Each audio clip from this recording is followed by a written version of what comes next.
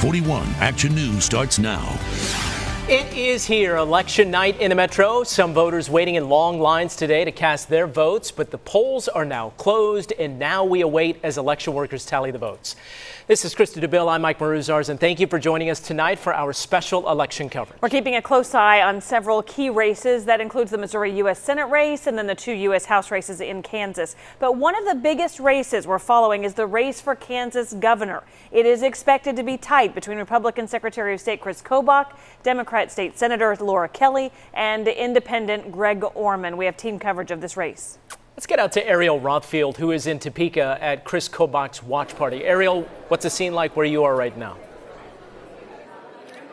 Mike, the energy is growing as supporters make their way into this watch party. There will be several Republican candidates here tonight, including Chris Kobach, who, of course, is running for governor. Now, all eyes will be on the screens behind me, watching the results come in very closely. We spoke to Kobach earlier today. He told me he will be monitoring the latest numbers, specifically looking at Johnson and Sedgwick counties, which he says could make or break whether or not he becomes governor. Reporting live in Topeka, Ariel Rothfield, 41 Action News. Okay, Ariel, thank you. Also down the way in Topeka, Laura Kelly's camp, closely watching the results come in. That's where we have Kat Reed stationed for the night. What's the latest there, Kat? Mike and Krista supporters are enjoying some food and music as the results slowly trickle in. Senator Kelly is not going to appear here until we know whether or not she's the next governor of Kansas, but plenty of her colleagues from the Kansas Senate and also the House are here tonight, including Republican Senator Barbara Bollier. Now, she crossed party lines to endorse Kelly, and she thinks plenty of other Republicans are doing the same today at the polls. Reporting live in Topeka, I'm Kat Reed, 41 Action News. Thank you, Kat, for that. Independent Greg Orman's camp in Olathe tonight. That's where our team coverage continues with Andres Gutierrez. Andres.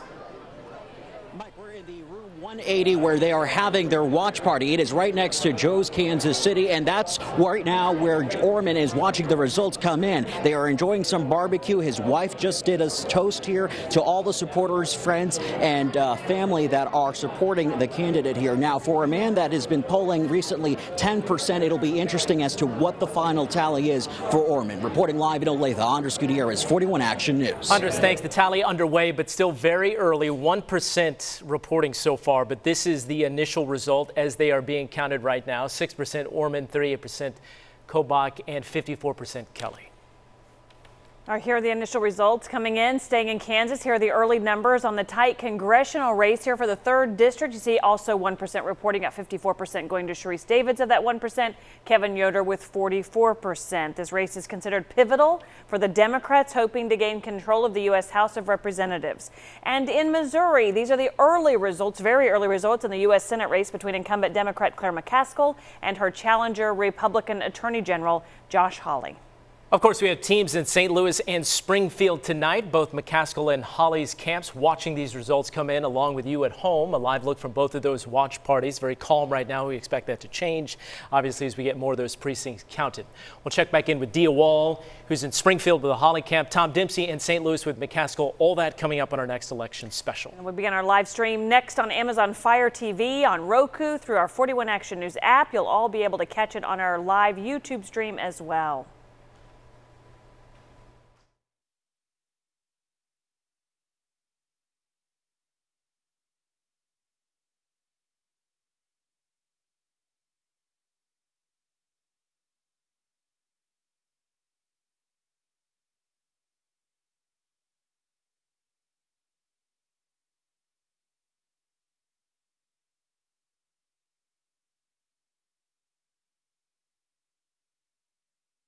I'm hoping that when we wake up tomorrow morning that we can start fixing the mess that we're in. There are a lot of people who really are concerned about our state and want to see things move in a different direction.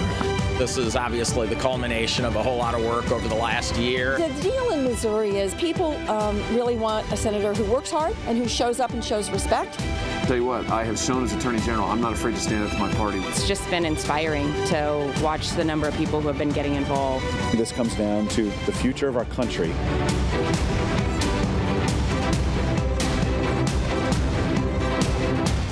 Election night in the Metro. The results are just starting to come in. We are finally here. All these big races we've been following, and now it's time to count up the votes and see where we stand. Welcome to this special election night right here on your 41 Action News. Multiple platforms tonight. Facebook Live, we got Roku, Amazon, Apple TV. You know if you're watching us right now, KSHB.com as well. A team of reporters out on the streets live across Kansas and Missouri, covering the races and issues impacting you at home. Reporters in every location, experts and analysis still ahead, and how all of this could impact you and your family. So here are the races we're watching very closely, as are all of you. The most high profile, the race for U.S. Senate in Missouri. Republican and current Attorney General Josh Hawley battling incumbent Democrat Claire McCaskill. Across the state line, the race for Kansas Governor, Republican Secretary of State Chris Kobach battling Democrat State Senator Laura Kelly and Independent Greg Orman. Also in Kansas, the race for 3rd District in the House. Congressman Kevin Yoder, the incumbent, battling to keep his seat. He's taking on Democrat Sharice Davids. Now, before we get to those races, we want to check in on the polling places. Yeah, we heard about some lines today as people tried to vote. High turnout as expected.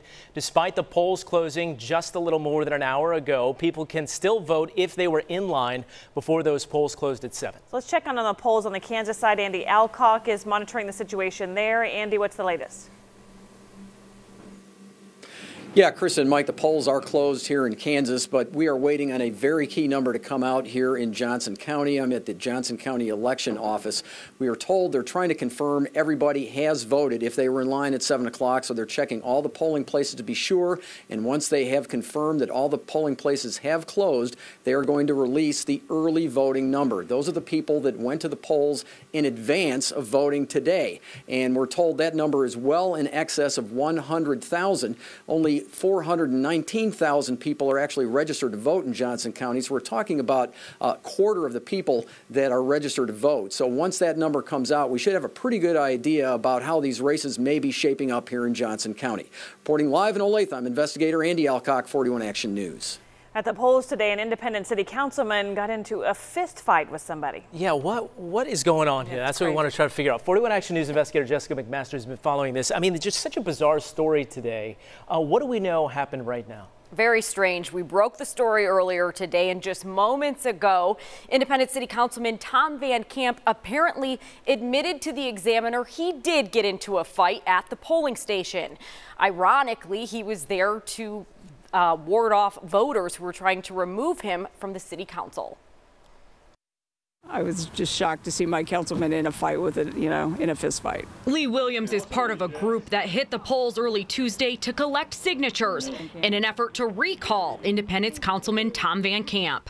If everyone is saying he's dishonest, then he should be, called out for it. Around 8 this morning, Williams and another person working the polls told us things got out of hand when a man began yelling at Van Camp from across the parking lot. And he yelled and he said, "Tom Van Camp, you SOB," and then he walked across toward Tom, but this guy was also wearing a volunteer hat, so we thought he was just working for Tom. Williams says she thought the whole thing was a joke, so she continued collecting signatures. But when she looked back over, she saw the councilman on the ground right here exchanging punches with the other guy. Tom's down there on the grass, and this other guy's down there on the grass, and they're punching each other. Williams says Van Camp was at the polls trying to steer people away from signing the petition, and that he had volunteers helping him. I am done. I have one more question. No, you don't. The recall effort comes on the heels of a 41 Action News investigation that discovered Van Camp spent thousands of dollars on taxpayer-funded trips that appear to be part business, part pleasure.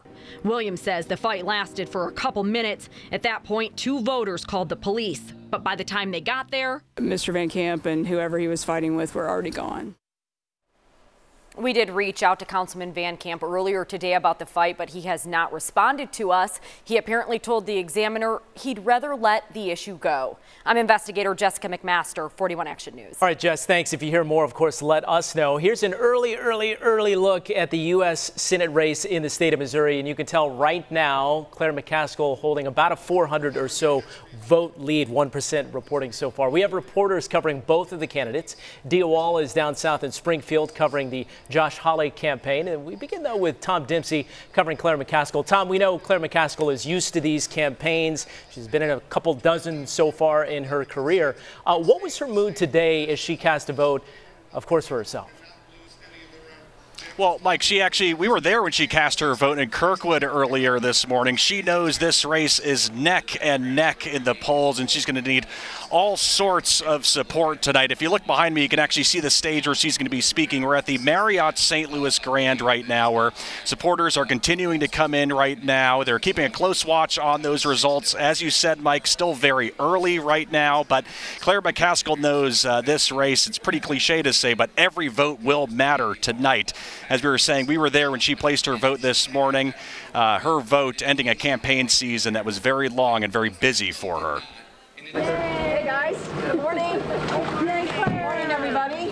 Facing her toughest re-election bid in her Senate career, Senator Claire McCaskill began Election Day voting at the Kirkwood Community Center outside St. Louis. Thank you so much for all that you do for us. Thank you very much. The longtime senator waiting in line just like everybody else after a busy campaign period. We worked really hard. Obviously, we started out in a big hole. When Donald Trump wins his state by 20 points. Months of town halls and rallies around Missouri, including one just last night at a Kansas City church that McCaskill says led to important input from voters. That's how I learned about people being very anxious about what was going on with health care. And we made that the primary focus of our campaign, and I think people have responded to that. Now, a race neck and neck in the polls that will come to an end tonight. The deal in Missouri is people really want a senator who works hard and who shows up and shows respect and is willing to take any question and explain any vote. Senator Claire McCaskill actually campaigned in Kansas City at a church last night and really focused on rural areas this year. All that campaigning she's hoping leads to a victory tonight. Guys. All right, thank you, Tom. We'll be checking back in with you quite a few times tonight. Let's now head to Springfield. That's where we find 41 Action News reporter Dia Wall. Hey, what's up, Krista? You know, the room is now starting to be abuzz with a little bit of that excitement, anticipation on what the result will be. Republican State Attorney General Josh Hawley trying to unseat Claire McCaskill, who you just heard from there. Just a quick temperature of the room. I would say about 200 plus. Maybe pushing 300 supporters here tonight. We have not gotten word yet if Hawley is in the building. Last we talked to his campaign, he was taking some time to have dinner with his family, kind of center himself before the results start to come in. You guys have already mentioned 1%, maybe less reporting so far. So it may be a long night. A 400 vote lead is really nothing when you look at some of the projections that say about 4,900,000 people in Missouri could be voting in a midterm election. Huge turnout, but Hawley's camp tells me they feel good about that. They feel like a strong turnout, especially in rural counties, spells a victory for Hawley tonight. All right, Springfield, Dia Wall, 41 Action News. We'll be talking to Dia quite a bit throughout the evening. By the way, we wanted to mention NBC News is now projecting Kansas City area native and former vice presidential candidate Tim Kaine winning another term in office as the senator in Virginia. He defeated Republican Corey Stewart. We now transition across the state line to another race that is expected to be tight. Now, here are the initial results coming in for the Kansas governor's race. Again, very few reporting, 3% from across the state. You can see Laura Kelly with 55%, Chris Kobach with 38%, and Orman with the 5%. But that everyone will be watching tonight how this race progresses. We have live team coverage of this big race. Andres Gutierrez is with Greg Orman, Kat Reed with Laura Kelly, but we begin with Ariel Rothfeld with Chris Kobach. Chris said the music just started, the energy definitely picking up. This is the night Chris Kobach and many of his supporters in this room have been looking towards. They hope to emerge victorious once again, especially with the endorsement of President Donald Trump. He's become one of the ways Kansas Secretary of State Chris Kobach fires up his base. This truly historic night. President Trump traveled to Kansas multiple times, campaigning for Kobach to become the state's next governor. I hated that he ran because I would have loved to have brought him into my administration. In fact, if he loses, I'll bring him into my administration in 2 seconds. It's the same tactic Kobach used during the primaries, where he beat current Governor Jeff Collier, securing the Republican nomination by 345 votes. At the time, Kobach said this last-minute tweet by the president helped him get the boost. It was absolutely crucial. There's no question that the election day voting went much more strongly for me as compared to the advance voting. A tactic he hopes will once again put him ahead. Chris Kobach has not tried to distance himself. He has not gone for those middle voters. He believes his core constituency will provide him with enough votes to get him over the finish line and make him governor. And he's counting on those Trump 2016 voters to put him there. Trump carried Kansas by 20 percentage points, which is what Kobach hopes to do tonight. Reporting live in Topeka, Ariel Rothfield, 41 Action News. All right, Ariel, thank you. Let's head down the road a few miles in Topeka to the Laura Kelly Watch Party. That's where we find 41 Action News reporter Kat Reed. Kat, take it away. Well, Mike and Krista, staff here are setting up some extra tables behind me. We've seen them actually roll in 4 extra tables because turnout is so large here. And speaking of turnout, that is going to be key for this campaign. Lots of people are saying we're going to have a late night tonight as every last vote is counted. We spoke with Senator Lynn Rogers, Kelly's running mate, and he says they are feeling good. I guess we're confident because we've worked hard. We believe in the Kansas people that they want to do things differently. At least that's what we've been hearing, and we expect that to be the case. And Kelly has received the endorsement of every former governor except for Governor Brownback, but we'll be hanging in and watching the results roll in. Live in Topeka, Kat Reed, 41 Action News. All right, thank you, Kat. 41 Action News reporter Andres Gutierrez, as we mentioned, with independent candidate Greg Orman. Andres, what's the latest there? Yeah, the watch party is underway here at Joe's Kansas City in Olathe. Right now, joining me is the candidate, Mr. Greg Orman. Greg, how are you feeling tonight? Well, you know, I'm just glad to be here with so many people who have invested so much in our campaign and really have the opportunity to say thank you to them and you know, really celebrate the night with them.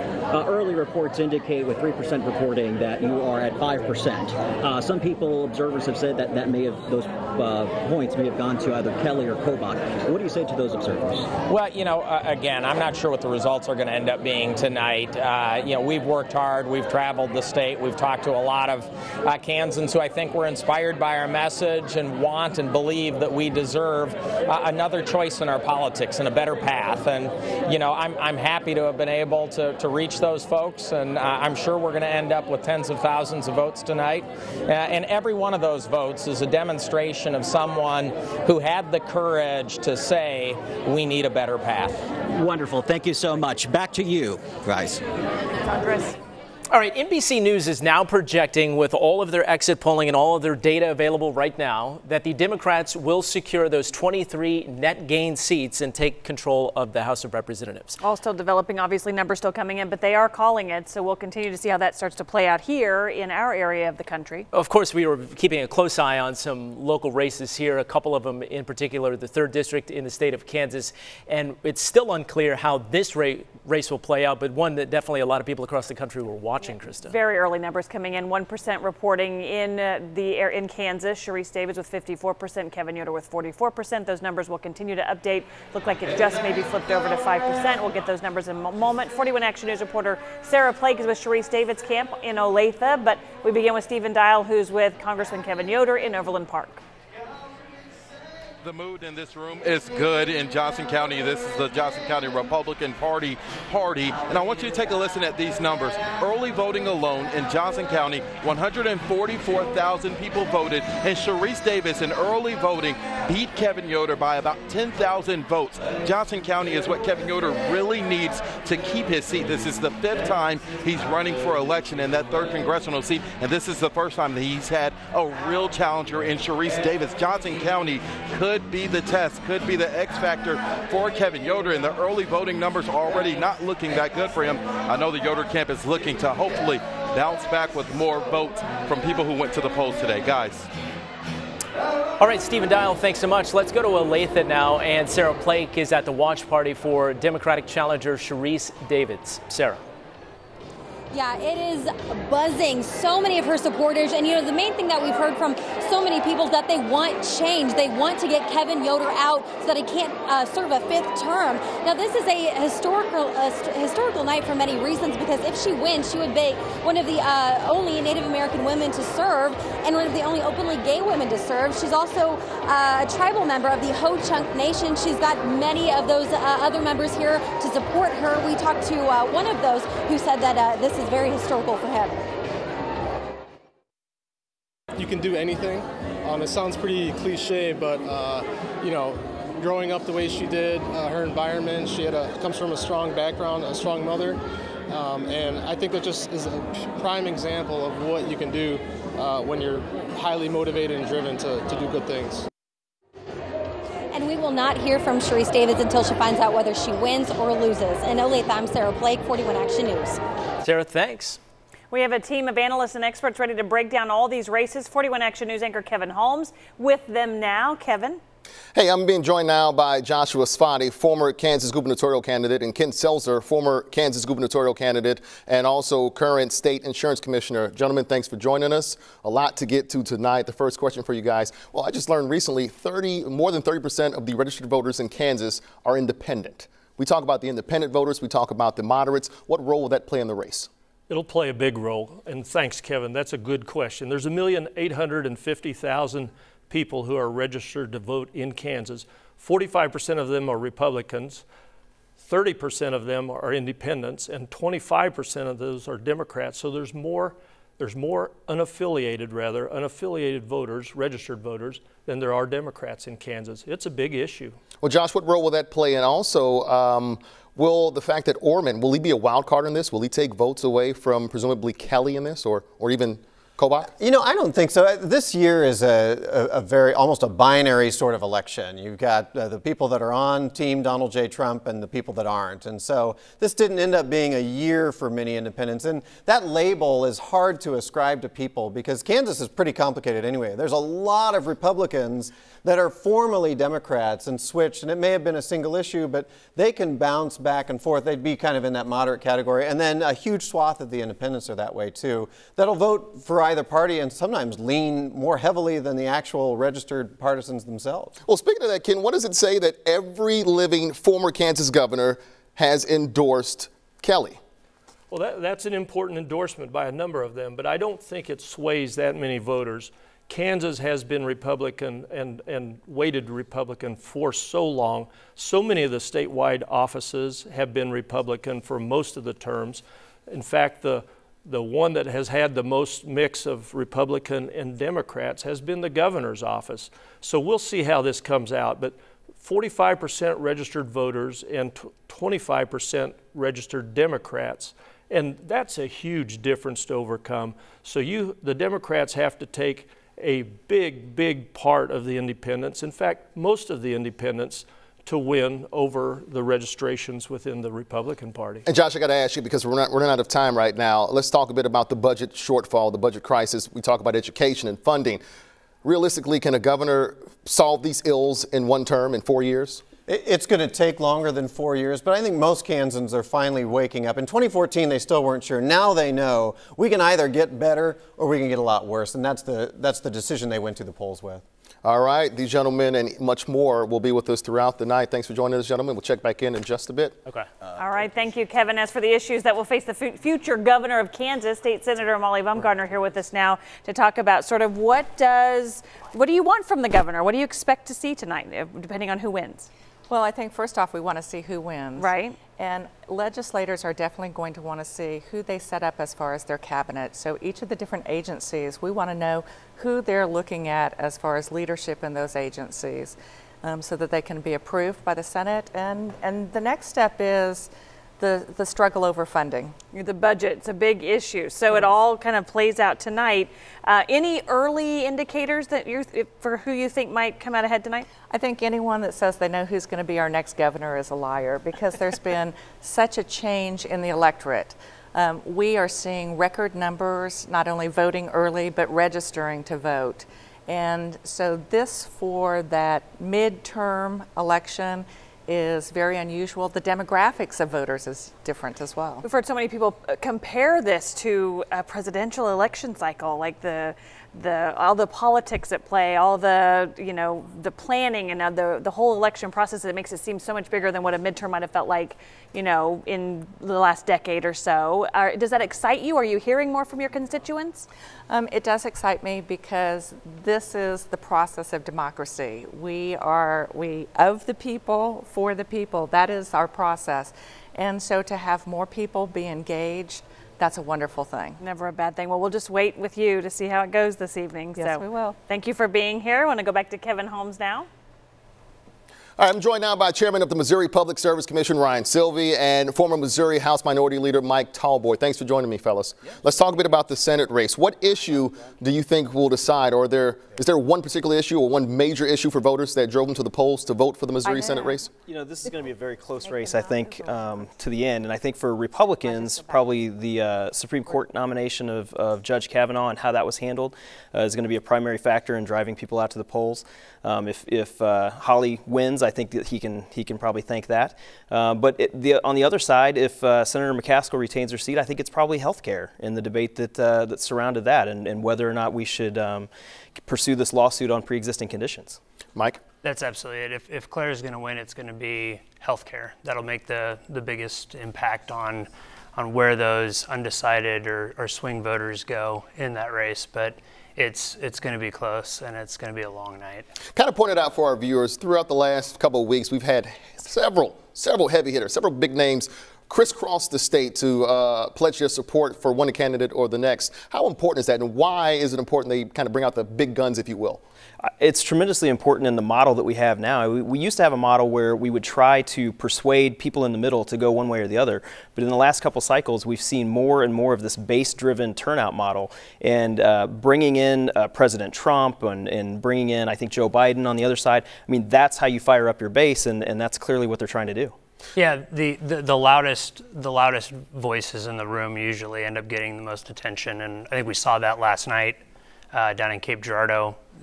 You know, that's a whole base play, but I think it's going to be something we're going to see a lot more of than less of going forward. We know this is all important when it comes to the makeup of Congress and when it comes to the president's agenda. Tell me a bit. How can this race, in particular in Missouri, because all eyes on Missouri right now, how can this impact the president's agenda moving forward for the next 2 years? Well, I mean, clearly, if the Republicans keep the Senate, that's going to be important, especially if they lose the House. So it's a hugely important race for both parties moving forward. Yeah, and it basically comes down to what we've heard for the last couple of years, and it's judges. That's why keeping the Senate would be important, or taking the Senate for the Democrats, which I don't see happening. That's why it's so important is it comes down to judges. Indeed, and 23 seats. That's what the Dems are trying to capture this go around. And of course, Republicans are hoping to stave that off. Guys, we'll send it back to you guys in studio. Kevin, thanks. Here with Rockhurst University professor Thomas Ringenberg. 2 years ago, we did the same thing, right? Welcome back. Good to chat with you. Let's take it back even farther. We're going to go back to 2006, the year Claire McCaskill was elected to Senate, faced a tight campaign with Jim Talent, squeaked out a victory by like 50,000 votes or something very close. On that same ballot was the last time minimum wage was on a ballot in Missouri, and minimum wage won by like 75% of the vote. Claire McCaskill supports minimum wage, the increase this year. Josh Hawley does not. How does that ballot issue play into trying to get out more people to the polls to vote in Claire McCaskill's favor? No, absolutely. And I think, historically, ballot initiatives have been a way that you try to mobilize those core supporters. And so historically, things like same-sex marriage and stem cell initiatives were questions in the past. I think a question about minimum wage, as well as maybe the questions about a gas tax or medical marijuana. I think if you're Claire McCaskill, you're really hoping that can turn out the same base. Thomas, a lot has been made about President Trump winning the state of Missouri by 19 points. But in that same election in 2016, a longtime Republican Senator Roy Blunt only eked out a victory by less than 3 percentage points, 78,000 votes against upcomer Democrat Jason Kander. When you look at this, Jason Kander won all the places you would expect a Democrat to do well. Kansas City area, Boone County, University of Missouri and Columbia, and then St. Louis. I know recently Claire McCaskill was trying to canvass Missouri to pluck some of those red areas out for her. How effective has she been able to be in that effort? We're going to see when the results come in tonight, but she has really been trying to squeak out every last Democratic vote. I saw her bus making appearances in Maryville and all these other, traditionally towns that don't have a lot of Democrats, right? So up here trying to get some of those. Northern Missouri, the Boot Heel, rural Missouri, really any place where she can squeak out an extra 1,000 votes. This might be a razor-tight race, and so any of those extra votes she can get is very important. That is why President Trump was in Cape Girardeau just last night. Thomas, good seeing you, man. Yeah, absolutely. Could be a long night. Krista? All right, we've got coverage from all areas of the state. We've got people all over the state. We want to have you stay tuned with us here as we continue to stream, but we are going to do a cut-in live on television here in the next 10 seconds or so, so we're going to break for that. You'll get to see what airs on television, then we'll be back for our continued streaming coverage of this election 2018.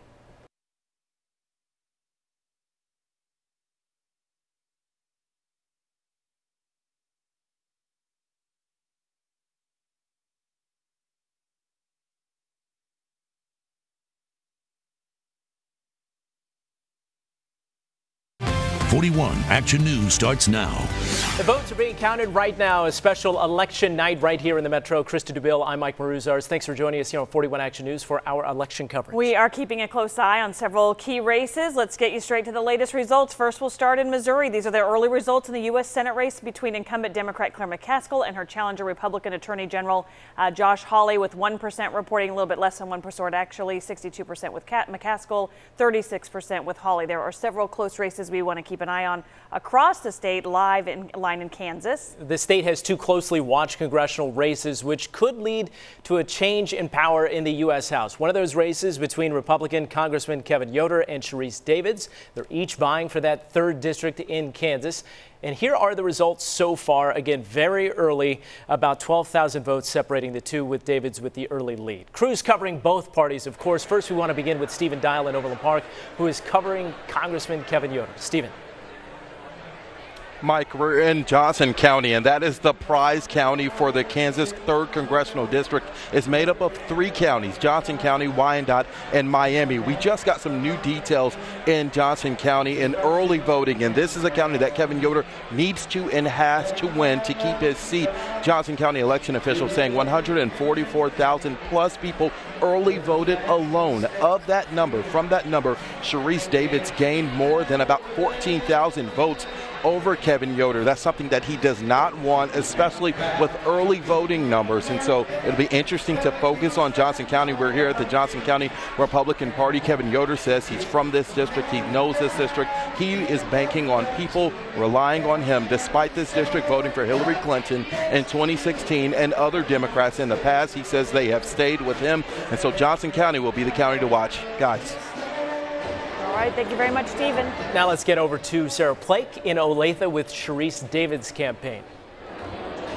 Well, on the flip side, every now and then we hear this big roar of cheers from this packed crowd here in Olathe, because we keep seeing Sharice Davids is up 54%. And, it's still early on in the night, but people are very optimistic. That's what David said this morning when we caught her at the polls after she voted for herself. Obviously, she said she's very optimistic. She has not been out here on the floor mingling with anybody. We will hear from her once she figures out if she wins or loses. But right now, and it's been a very tight race. It could go either way. But again, there's a lot of momentum and energy in this crowd right here in Olathe. I'm Sarah Blake. Back to you guys. You see the balloons inflated behind her. Ready to go. Buzz in the room at both camps. We'll check back in a bit. The other important race, District 2 in Kansas. Democrat Paul Davis and Republican Steve Watkins are running for the seat currently held by Representative Lynn Jenkins. Right now, here are the results. Lynn, by the way, retiring. See up to 10% here reporting for that. Another close race in Kansas is for who will take over as the state's next governor. This is a big one. Everyone in the state, a lot weighing on this, is expected to be a tight race between Democrat State Senator Laura Kelly and Republican Secretary of State Chris Kobach and Independent Greg Orman. So far, here are the initial results coming in for the Kansas gubernatorial race. You can tell right there, Laura Kelly 54%, Kobach 39%. Again, just 6% of the precincts reporting so far. All right, we'll continue to watch these close races throughout the night. We're on all of the different outlets for streaming: Roku, Fire TV, YouTube, KSHB.com. You can Facebook. stream it. We're there. You can have it all over your phone. I'd love to hear how you guys are watching this at home. Maybe give us a tweet. We're on there for sure. And we'll continue to cover this on all of these channels here as the night progresses. NBC News takes over right after this.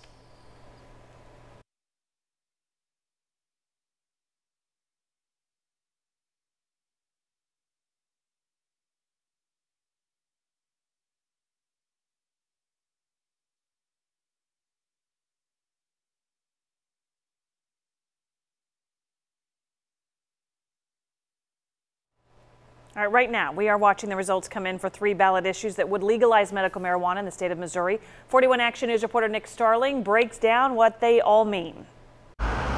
You may notice more of these signs popping up across the metro, urging you to vote on 3 different medical marijuana proposals.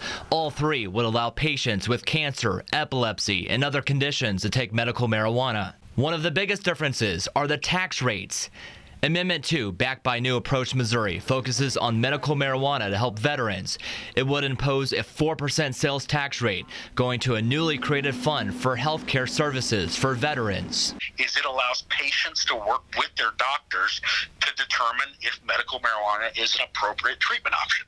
Amendment 3, financed by Springfield attorney Brad Bradshaw, would be taxed at 15%, the money going towards a new state research institute to find cures for cancer.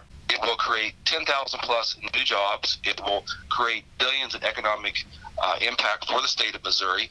And Proposition 3 would impose a 2% tax on medical marijuana.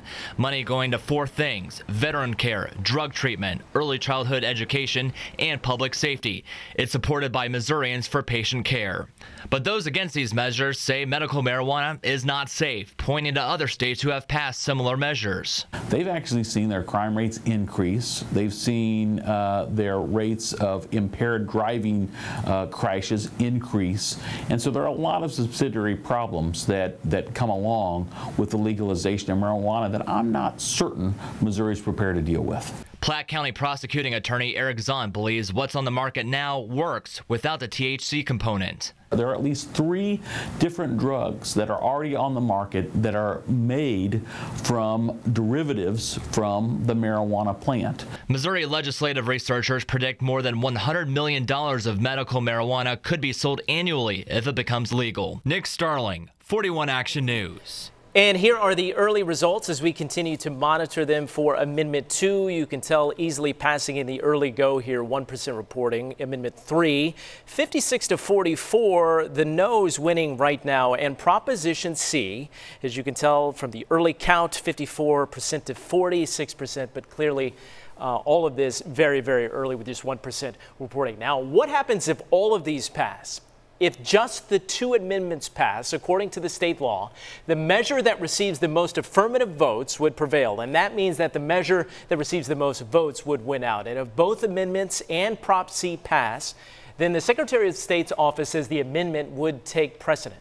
41 Action News anchor Kevin Holmes has more on some of these other impactful issues being decided tonight. Kevin. Impactful indeed, guys, because they will certainly impact your wallet. Let's start with the proposed gas tax hike we're talking about. It is Proposition D on the ballot. It would gradually increase Missouri's gas tax to 27 cents by 2022. Right now, the tax sits at 17 cents as one of the nation's lowest, in fact, 49th out of the 50 states. The tax would raise about $400 million a year for road projects. And here's a look at the results right now. You can see the slight edge going to the yes, but again, very early, too close to call, too early to tell right now. It's important to note politicians from both parties, including Governor Mike Parson, support this measure. Also, Proposition B on the ballot. It would gradually raise Missouri's minimum wage to $12 per hour by the year 2023. A resounding yes right now, again, with just 1% of the precincts reporting. So we will keep watching the results as they come in, and we'll be sure to keep you updated as soon as we learn more about this. Krista. All right. Thank you so much for that. It's good to get those updates. We are here with Chairman of the Missouri Public Service Commission, Ryan Silvey, and former Missouri House Minority Leader Mike Tallboy joins me now. People on both sides of the aisle have endorsed the gas tax increase. So why does Prop D have this bipartisan support, do you think? You know, it has been a long time since we've increased any revenue for roads in Missouri, and I think it's just due. And I think that the leaders in both parties realize it and have put it forward. What do you think about that? Yeah, I mean, I think, one, you have a very out front governor who, you know, Mike Parson has done a phenomenal job of trying to go around to all parts of the state and explain why it's needed. And, you know, Missouri has a ton of road mileage that the state is responsible for.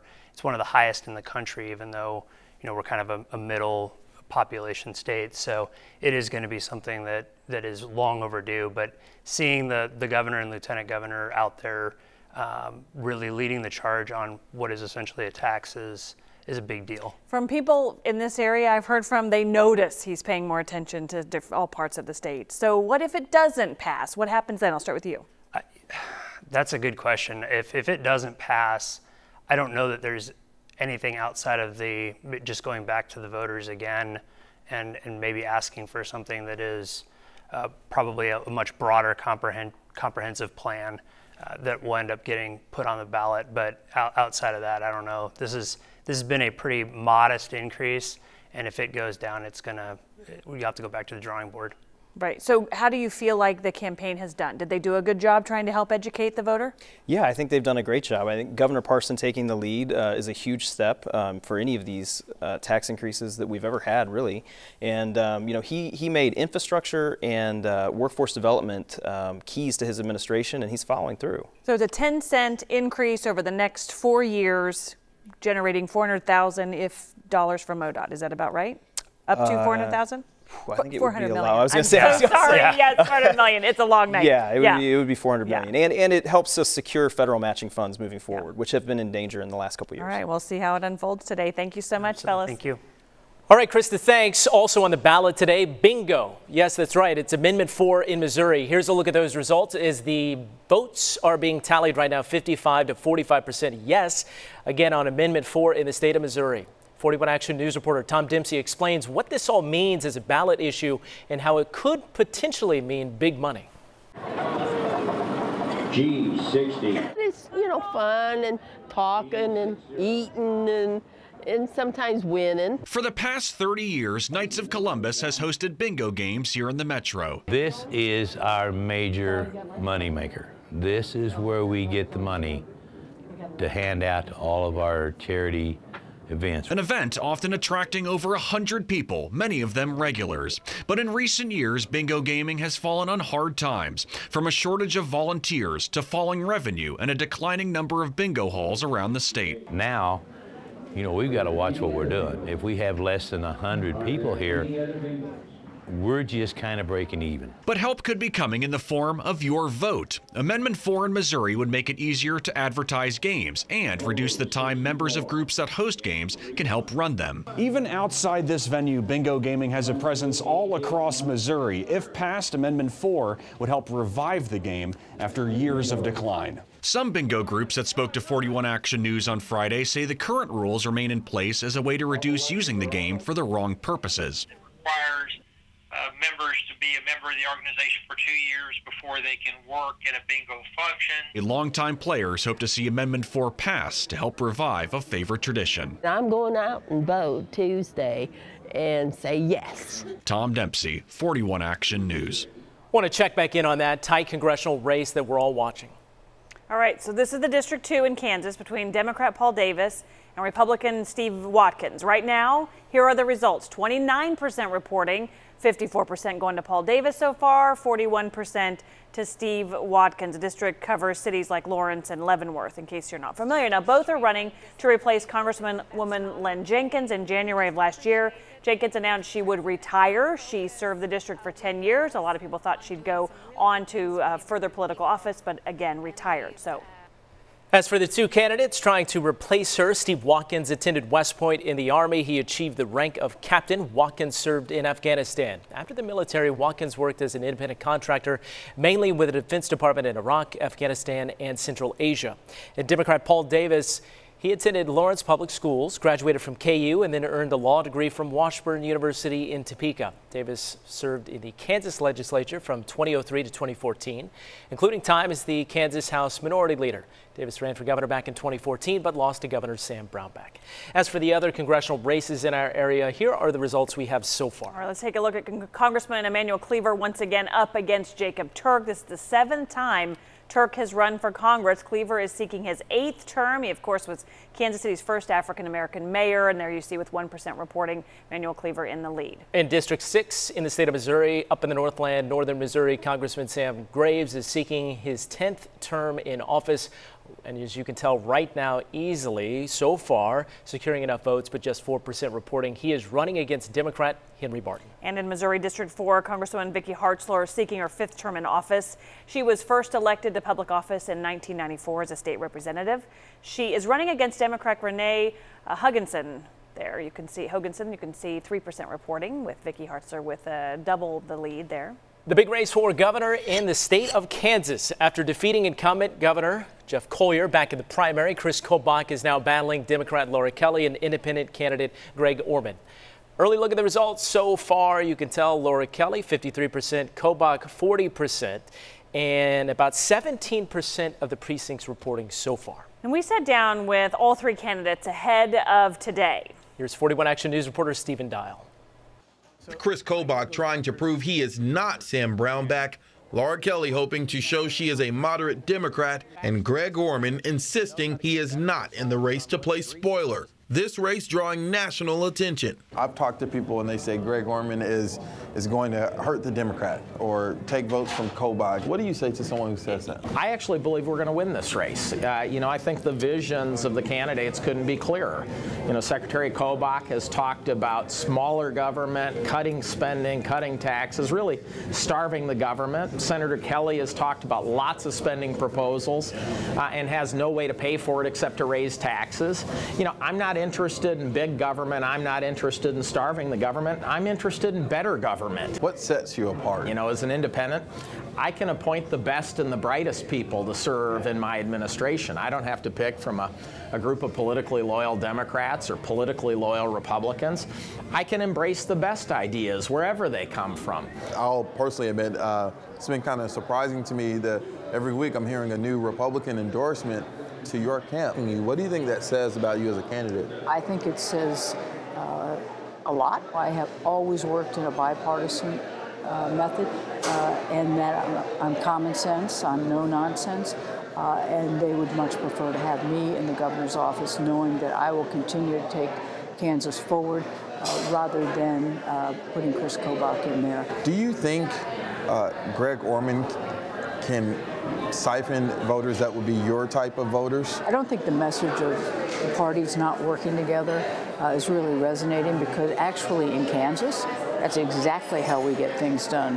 Moderate Republicans and Democrats coming together, and that's been sort of my trademark as I've been in the Senate, is the relationships that I have across the aisle. How do you separate yourself from former Governor Brownback in certain issues? I blame the Brownback administration's failure to cut spending. So what I'm going to do is go in right away in the middle of the fiscal year, January, and start cutting spending then. Even though the legislature has given the money to the agencies, I can direct them not to spend it. So we won't put the cart before the horse. We'll start cutting right away. That's a big difference between me and Governor Brownback. I'm going to put you on the spot for a second. I'll let you take a sip because this is a big one. Okay. Tell me something that you do not like about the president, or that makes you say, I wish he didn't do that. You see, the obvious answer would be, I don't like his tweeting. But I actually think his tweeting is an amazing new thing in American politics, because prior presidents, even if you're in the administration, you're never sure what the president's thinking. You go to a meeting and then 2 weeks later you hear about the decision the president made. With President Trump, he tweets. He tells us all what he's thinking, and he tells us all. It's incredibly transparent. Reporting, Stephen Dial, 41 Action News. It is one thing to look at these numbers. It's another to be in the war rooms, to be in the candidates' corner, to see how they're viewing these results come in. And we have that right now. Look at the box. We have all of our reporters standing by. 41 Action News reporter Ariel Rothfield with the Kobach campaign in Topeka. So, Ariel, what is the feeling as we approach the 9 o'clock hour here on election night? Well, Mike, even though Kobach is down, it is still really early in the night. The energy here is really high, the music turned up, but everyone, of course, is concentrating on the two screens behind me, looking at the numbers coming. The Kobach campaign telling me they are specifically looking at Sedgwick and Johnson counties. His campaign tells me he has to do well in Sedgwick County in order to win tonight's race, and he's banking on two major endorsements from both President Donald Trump and Vice President Mike Pence, who have voiced support for Kobach. Both even traveled to Kansas to campaign for him several times. Now, Kobach is hoping that helped rally the Republican base. We know advanced voting numbers have broken a record for non-presidential election years. Whether that helps him or other candidates will soon be determined. There is definitely an enthusiasm in this election that I have seen on the campaign trail, and that I've seen also as Secretary of State, just looking at the numbers. And that's enthusiasm on both sides. Obviously, 2 months ago, people nationally were talking about a blue wave. I think there is a red counter wave as well. There's a lot of enthusiasm on the Republican side, too. Polls released yesterday show Kobach and Kelly virtually in a tie. Now, Kobach hopes this won't be a nail-biter like the primary. You might remember it took several days before he emerged as the winner. Now, we asked him earlier today what would happen if the race was too close to call tonight. He said he would recuse himself as Secretary of State, as he did with the primary. Reporting live in Topeka, Ariel Rothfield, 41 Action News. All right, let's head down the road in Topeka to 41 Action News reporter Kat Reed. She's with the Kelly campaign. I am with the Kelly campaign, the Democratic campaign, but a very important part of this has been Republican support. Lots of former and current GOP leaders have endorsed Kelly, including former U.S. Senator Nancy Kassebaum. But one of the first back in July was Senator Barbara Bollier, a Republican, and it was a costly decision for her to endorse. She was stripped of her leadership role on the Public Health and Welfare Committee, but she says it was a decision worth making. The only hard part was knowing the political repercussions from my leadership. The people wanted and want people in politics like me to stand up and do what's right. They're tired of party over state, party over country. They want people to come first. Senator Bollier says she's hearing from a lot of moderate Republicans who are also choosing to cross the aisle and vote for Kelly today at the polls. Right now, we only have about 25% of precincts reporting with Kelly in the lead. But again, that's only 25%. Looking a lot at Topeka and in the Wichita area. Live in Topeka, Kat Reed, 41 Action News. All right, Kat, stand by. Thank you much. Now we go to Andres Gutierrez. And Andres, we've already heard from Greg Orman earlier tonight. How is he viewing what's happening right now as the votes are being counted? Yeah, Mike, right now we're at Joe's Kansas City in Olathe, where all eyes are on the television as the results are coming in. Now, this is all the culmination of a years-long campaign across Kansas as Greg was going ahead and spreading his message. The person standing next to me is his wife, Sybil, who has been there along the way. Sybil, this is the second time that he's run for political office. What were some of the lessons that you learned the first time that you applied this time around? Last time, we pretty much learned that Kansans are very devoted and very passionate about what they believe in this state. And I believe that we went and we took our message to all four corners. We traveled as far as we can, as wide as we can, and we really just enjoyed our time. We did. I believe this go around, Greg was even more passionate about expressing the need for the betterment of Kansas for Kansans. I've never felt more connected to the place I was born, the more connected to the place I went to school. It really was a great experience because of all the people that we met. Wonderful. Thank you so much, Sybil. Right now, again, all eyes here watching the poll results come in. We're continuing to monitor the situation out here, and as we get more developments, we'll pass them along to you. Reporting live in Olathe, Andres Gutierrez, 41 Action News. All right, good to know we've got somebody everywhere. Kevin Holmes is with our panel of experts to discuss this race. Kevin. Yeah, joined again by Josh Swati and Ken Seltzer, both former Kansas gubernatorial candidates. Gentlemen, what's it going to take from a geographic standpoint? Each candidate, I'm sure, they have their eye on a certain portion of the state. Geographically, what's it going to take to win? I think in Johnson County, Chris Kobach needs to have 34 to 35% or a few more points in order to win the state. I think he is attractive across the state of Kansas. Laura Kelly might be more attractive in the eastern side of the state. Both of them have tried to connect with the ag part of the state. That's difficult for both, although I think Chris has had an opportunity to do more of that perhaps than she has. How do you see it in terms of keys to victory geographically? So if you remember the 2014 election, it was a very close election, but in terms of counties won, Paul Davis, the furthest west county he won was Riley County, Manhattan. And so the question tonight is, can Laura Kelly push any further into western Kansas, maybe pick up Saline County, Reno County, maybe Sedgwick County, and then can she run up the score in Johnson County high enough to offset what certainly will be losses in western Kansas? And Ken, you mentioned farmers. Many farmers have been impacted by the tariffs. How much of an issue do you think that will play in tonight? Well, I think the ag community is willing to look at the broader view of what President Trump is trying to accomplish here in terms of getting fair trade agreements put together. They're willing to look past the short-term tariff issue. It hurts them all, but they're willing to look at the bigger picture. So I don't think that has a big impact or will have a big impact tonight. Okay, Josh, and lastly, just a few seconds. I know you've been thumbing through the numbers, and we talk about Orman being the X factor. You have some interesting stats for us. I think in Western Kansas, he may be helping Laura Kelly. If you look at historically, the Republican gets 80% of the vote, the Democrat gets 20%, or somewhere around there. Laura Kelly's getting 25, 28% in some of these small counties, but Chris Kobach's only getting 65 or 68% of the vote. 10%, 12% of that is going to Greg Orman, and I would almost say the bulk of that's coming from. I understand we have some breaking news to get to. Sorry, so I'll send it right back to you, Mike, in the studio with that breaker. Well, Kevin, you mentioned the Greg Orman effect. We hear now that Greg Orman may be conceding. Let's go. John and Janet's 36th anniversary today. I think technically, is it 50 years before the Catholic Church will saint somebody? So she's got 14 more years to go, John, but I think she's definitely in line for sainthood, knowing what she puts up with you. I want to say a couple of things about the race. And first and foremost, I have to say how very grateful I am to the voters of Kansas who had the courage to stand up and say we deserve better than this two-party system that's failing us.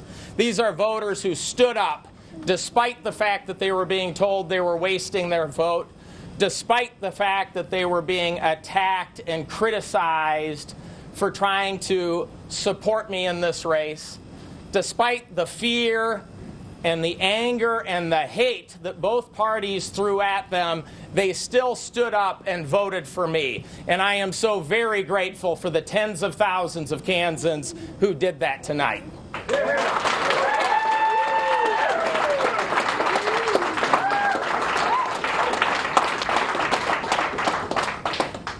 You know, I'm also grateful for everybody here in this room.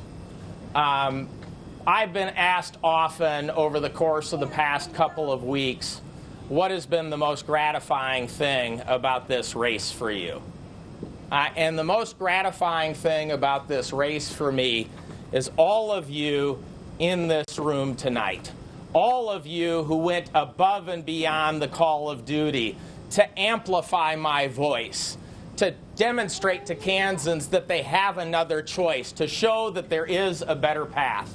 I am so deeply humbled and grateful for the support of all of you in the room tonight and everything that you've done to make this campaign a reality. So from the bottom of my heart, from the bottom of Sybil's heart, thank you so very much for everything that you did for us to make this campaign a reality.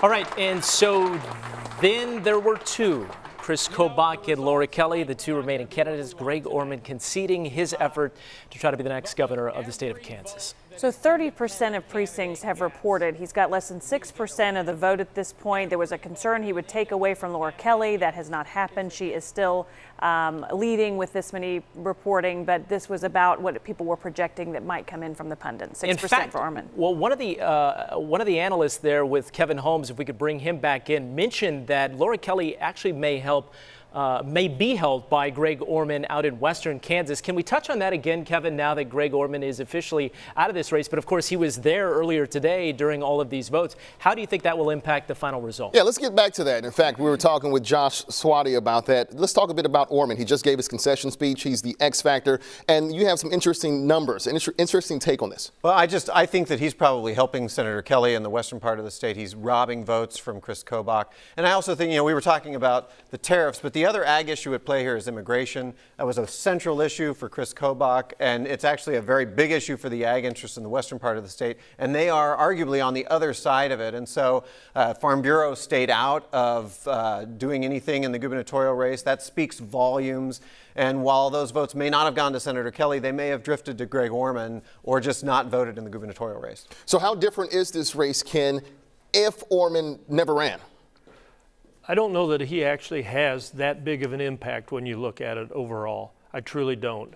Josh made a good point here, but he truly takes votes from Laura Kelly as well.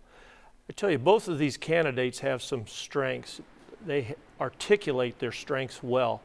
You couldn't have a bigger difference in vision between the two, so it becomes a matter of who wants to pursue which vision. All right, thanks so much for your insight, gentlemen. We'll check back in with you later tonight. Thank you. All right, as Krista we're live right here, right? So she's adjusting her earpiece as we get prepared to do a television cut-in. But stay with 41 Action News throughout the night. It could be a key race decided so far. NBC News going over their analysis. Much more as we join you on television. We'll be back streaming. We'll be plugged in, dialed in here in just a moment. We'll be right back.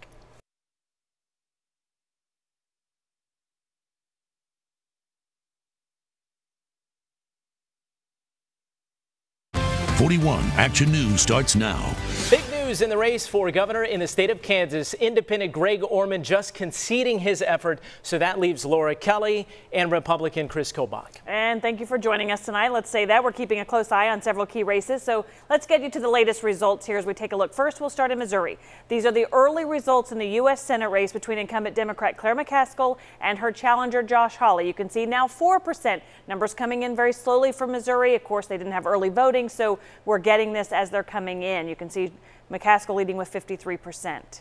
And our teams are closely following the Senate race in the St. Louis and Springfield areas. Let's get to Tom Dempsey. He's with the McCaskill campaign in St. Louis. Tom, how is the feeling as we hit 9 o'clock?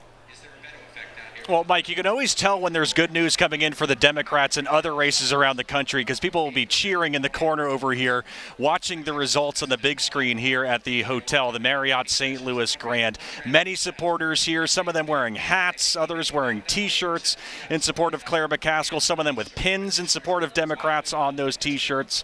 Some of the supporters here know how long this campaign has been because some of them have been the ones knocking on the doors for Senator Claire McCaskill, who has held numerous town halls and rallies all across the state over the past few months. But, you know, something that we've widely reported on is how close the polls are in this race. So the supporters here know it could be a very long night here in St. Louis as they're watching the results come in. No sign of Senator Claire McCaskill just yet, but we are expecting her to be speaking on the stage that you see behind me here later tonight. Again, we are at the Marriott St. Louis Grand in downtown St. Louis. Guys? All right, Tom, we'll be checking back in with you over the next several hours. Now we want to get to Hawley's camp in Springfield. That's where we find Dia Wall. Dia. Hey, Krista. Hey, Mike. So I know we're starting to get some early numbers in, but one place we're not getting them from is the Missouri Secretary of State's office. Jay Ashcroft just tweeted that the last vote in the state may not even be cast, the last ballot, until 9:30 tonight. They still have 2 counties that are voting. No word on which ones. They haven't even activated the state website to get those returns in, so we could be in for a very long night. The Hawley camp, just like McCaskill's camp, excited when they hear certain news, so we're going to keep you guys posted on what happens from here. All right, Dia Wall, thanks so much. Now, breaking news from NBC. NBC News is now projecting Sharice Davids has defeated Kevin Yoder. This is a 3rd district congressional race in Kansas. So many have been following so closely. We're seeing 23% of precincts reporting, but again, they are calling it at the NBC level. Here are the results. 53% for Sharice Davids, 45% for Kevin Yoder. And Sarah Plake with a very celebratory crowd tonight. Sarah, what's the scene? Absolutely. I mean, I can barely hear. Everybody just keeps erupting in these roars of cheers. We saw the news that Sharice Davids has won. We're looking over here. That is her mother right there amongst the crowd. She's getting a lot of hugs. She's overwhelmed with joy. I asked her if she wanted to chat with us. She said not yet. She's just too overwhelmed. But people here are chanting Davids, Davids, Davids. But we still haven't seen or heard from her. This is a major moment in history because she overturned the seat that Kevin Yoder has held for four terms. She is now one of the only Native American, one of the only openly gay women to serve in Congress. This is a big night for these people here. All right, Sarah Plake will get that microphone fixed. A lot of people celebrating around her, knocking into that. But again, as she mentioned, history made in the 3rd district in the state of Kansas, and that has a big impact nationally as well. NBC News will continue to cover all the races across the country. We'll be back here in a half an hour. We're streaming live right now.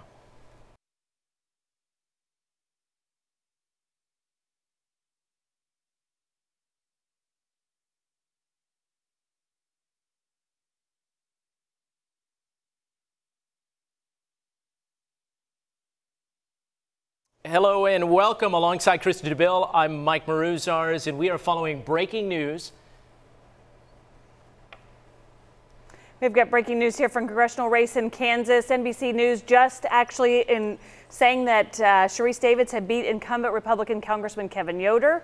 They have projected her the winner here with this. These are the numbers you're seeing with us. These numbers are going to change, but the result we know to be from NBC that Sharice Davids has defeated Kevin Yoder. And let's get back to Sarah Plake. Sarah, tell us, I mean, the party continues there.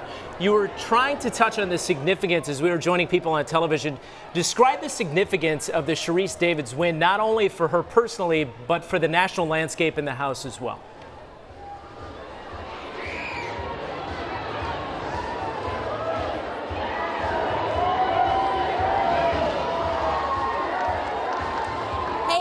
Okay, so we are here at the Sharice Davids watch party. Everybody is going wild here. Everybody's giving each other hugs, roaring, cheering, even people crying. This is in disbelief.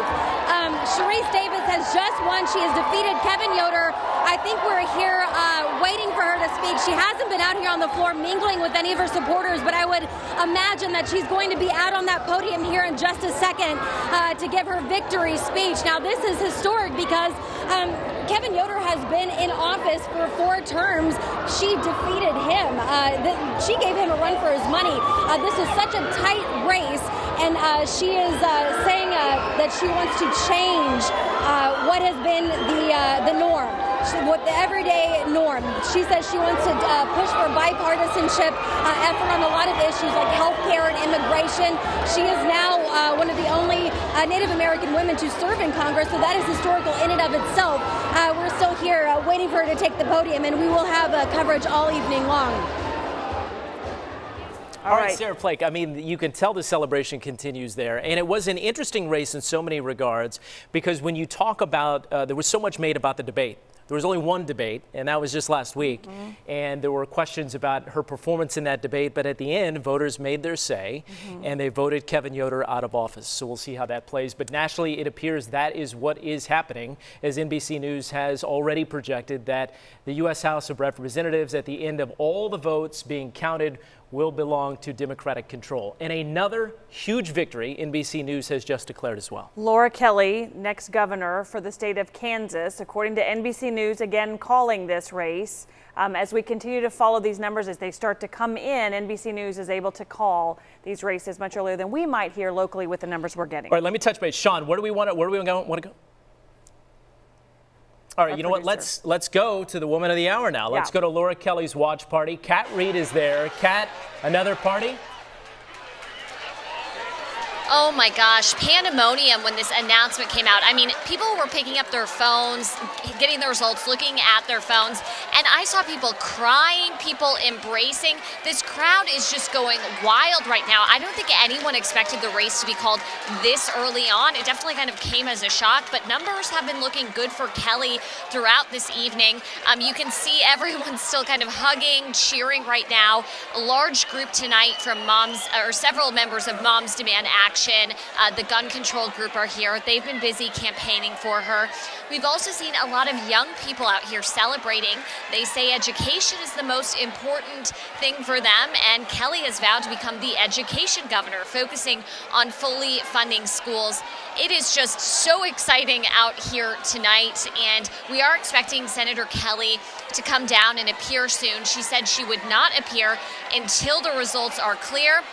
And right now, MSNBC, NBC are calling this race for Laura Kelly. And so we expect to hear from her soon, hear her reaction. She's already told us some of the things she'll focus on immediately are education, the economy, and fixing infrastructure. So we'll be talking to her more about those specific plans.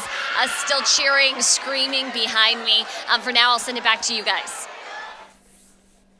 All right, joined now by Thomas Ringenberg and State Senator Molly Baumgartner. Let's talk a bit about that. We heard that, Laura Kelly won. We also heard Sharice Davids won.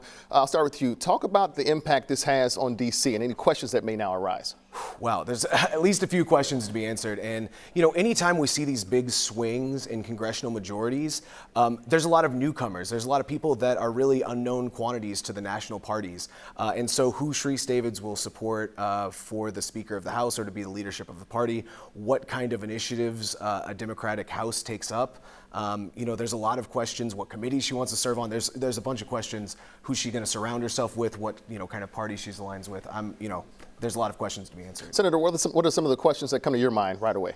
Well, first of all, we have what is now going to be the new Congresswoman representing the 3rd District that is absolutely unvetted.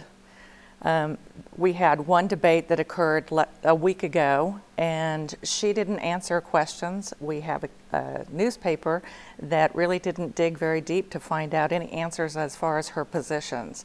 And what we have to be concerned about as Kansans is our bench is very, very short now. So we know that we probably have 3, possibly 4 Congress representatives that have either only 2 years experience or 0 experience. So that one debate certainly left some questions for you and for many people out there watching. But let's talk a bit about what you see as the biggest challenge for Sharice Davids, the newcomer now moving forward. Well, Sharice Davids, as far as we know, has only been in Kansas for a very short period of time. She has not served in any elected position, in any legislative position before. And so to say that she is going to be drinking from the fire hose, that's exactly what it's going to be, trying to learn the process. And what happens with freshmen that have absolutely no experience is they get wrapped right into the fold of their party. And so she is going to be, I predict, a follower, not a leader. And she has a lot to learn about not only the legislative process, but how you might even attempt to reach across the aisle and work with others, since she's not had that experience. Okay, so we talked about her challenges moving forward. Tom, let me ask you, just what do you see as some of her biggest strengths? You know, she won, obviously, right? And I think she did really well in fundraising. Again, that's not as easy the second time around. I think this was an easier fundraising time for her. And then there's going to be some questions about, you know, when she has 14 months on the Hill and then she's got to come back to Kansas and start that re-election campaign. You know, what is she going to run on? Not really much time to build a record. These congressional races being every 2 years, you know, you've really got to hit the ground running. And she's got, as you said, a big learning curve. So to see what she does there. Talk to me a bit about voter turnout and what role that played in all of this. We know typically for some seat in Kansas to turn blue, you have to carry certain areas. You have to carry Johnson, Wyandotte, Topeka, Wichita. What role did voter turnout play in all of this? Well, it played a tremendous role. We know that Johnson County has been tilting to the left, to the left, to the left for the last 6 or 8 years. And so you compound that with the fact that for the first time we have young voters that not only registered, but in numbers that we've never seen before went out to vote. Historically, young voters register, but they don't turn out. We also had a demographic of folks that typically only vote during a presidential election that came out as well. And so you had a real shift in just folks that went to the polls. Does this come as a big surprise to either of you at all? I'm going to say I'm a bit surprised. You know, I think political scientists, we based our polling off of phone polls of a few hundred people, and so I wasn't really certain about how the governor's race and the 3rd district would turn out. And so the fact that we're calling these so early in the night is a surprise to me, at least. All right. Well, we'll keep watching some of the other races that still haven't been called, and we'll send it back to you guys in the studio. All right. Thanks, Kevin. All right, let's get out to Stephen Dial in Overland Park with the Kevin Yoder campaign. Stephen, obviously disappointment that Kevin Yoder is not going to be securing a 4th term in Congress, but you interviewed him. What were some of the concerns that he had about his opponent, Sharice Davids, and how could that have impacted how voters came out today? Well, Mike, there's multiple things. It's the Trump factor, number one. Kevin Yoder has been walking a thin line of being friends with the president and not being friends with the president. President Trump endorsed him the day of that debate, that one single debate. That also really hurt Kevin Yoder. Kevin Yoder signed up to about 8 forums. He tweeted about it. He said it in almost every media interview that he wanted to debate Sharice Davids. You want to know why? It's because he needed those debates more than Sharice Davids. Sharice Davids didn't really talk to the media a lot beginning in her campaign. After winning, becoming the Democratic nominee, she really stayed on the sideline from the media eye. She had rallies and things like that. Kevin Yoder needed to put her on the spot in a public setting, and he only had one chance to do that. But guess what? He did that after 144,000 people in Johnson County alone voted early. And in that early vote, more than 16,000 of those 144,000 people voted for Sharice Davids more than Kevin Yoder. The four-term congressman has been defeated, as NBC and MSNBC is reporting, and we'll continue to look at the numbers. Mike and Chris, I also want you to think about this. It actually makes Kansas lose their footing in a high-power position in Congress. Kevin Yoder just became the chair of the Homeland Security Committee. That's an appropriations committee with the funding, a direct link to the president, and with the border and the caravan being a top priority and talked about a lot after this election, Kansas will no longer have that position. So the Trump factor, the committee factor, and also the early vote factor. Johnson County was a must-win for Kevin Yoder, and it looks like he couldn't do that, and we saw that from the beginning with the early vote number. Sharice Davids leading that early vote number by more than 16,000 votes. And so the mood in this room is definitely a little bit lower. It's like a three-pointer shot at the buzzer in a home away game. And a lot of people found out from looking at our screen that Kevin Yoder, the four-term congressman's time, is up in Washington. Stephen Dial, thanks so much. You know, it is interesting and striking in so many regards to talk about which candidate won and which candidate did not. However, if you look historically at all of this, it really kind of plays with what we've seen in the past few decades, meaning the state of Kansas has never had consecutive same-party governors, right? And so that holds true tonight with Laura Kelly flipping from Republican to Democrat. And then when you talk about the first midterm election after a new party is in the White House, traditionally you see a lot of House seats be, surrendered to that opposing party, and it appears that's what we're seeing tonight. It's all about getting people to the polls, right? And we've seen that come out. We've seen different people get to the polls to make their voices heard, and one of the people who did not win because of that, Chris Kobach. Ariel Rothfield is live at the Kobach camp, where I'm assuming the tone is very different than what we're seeing at the Laura Kelly camp.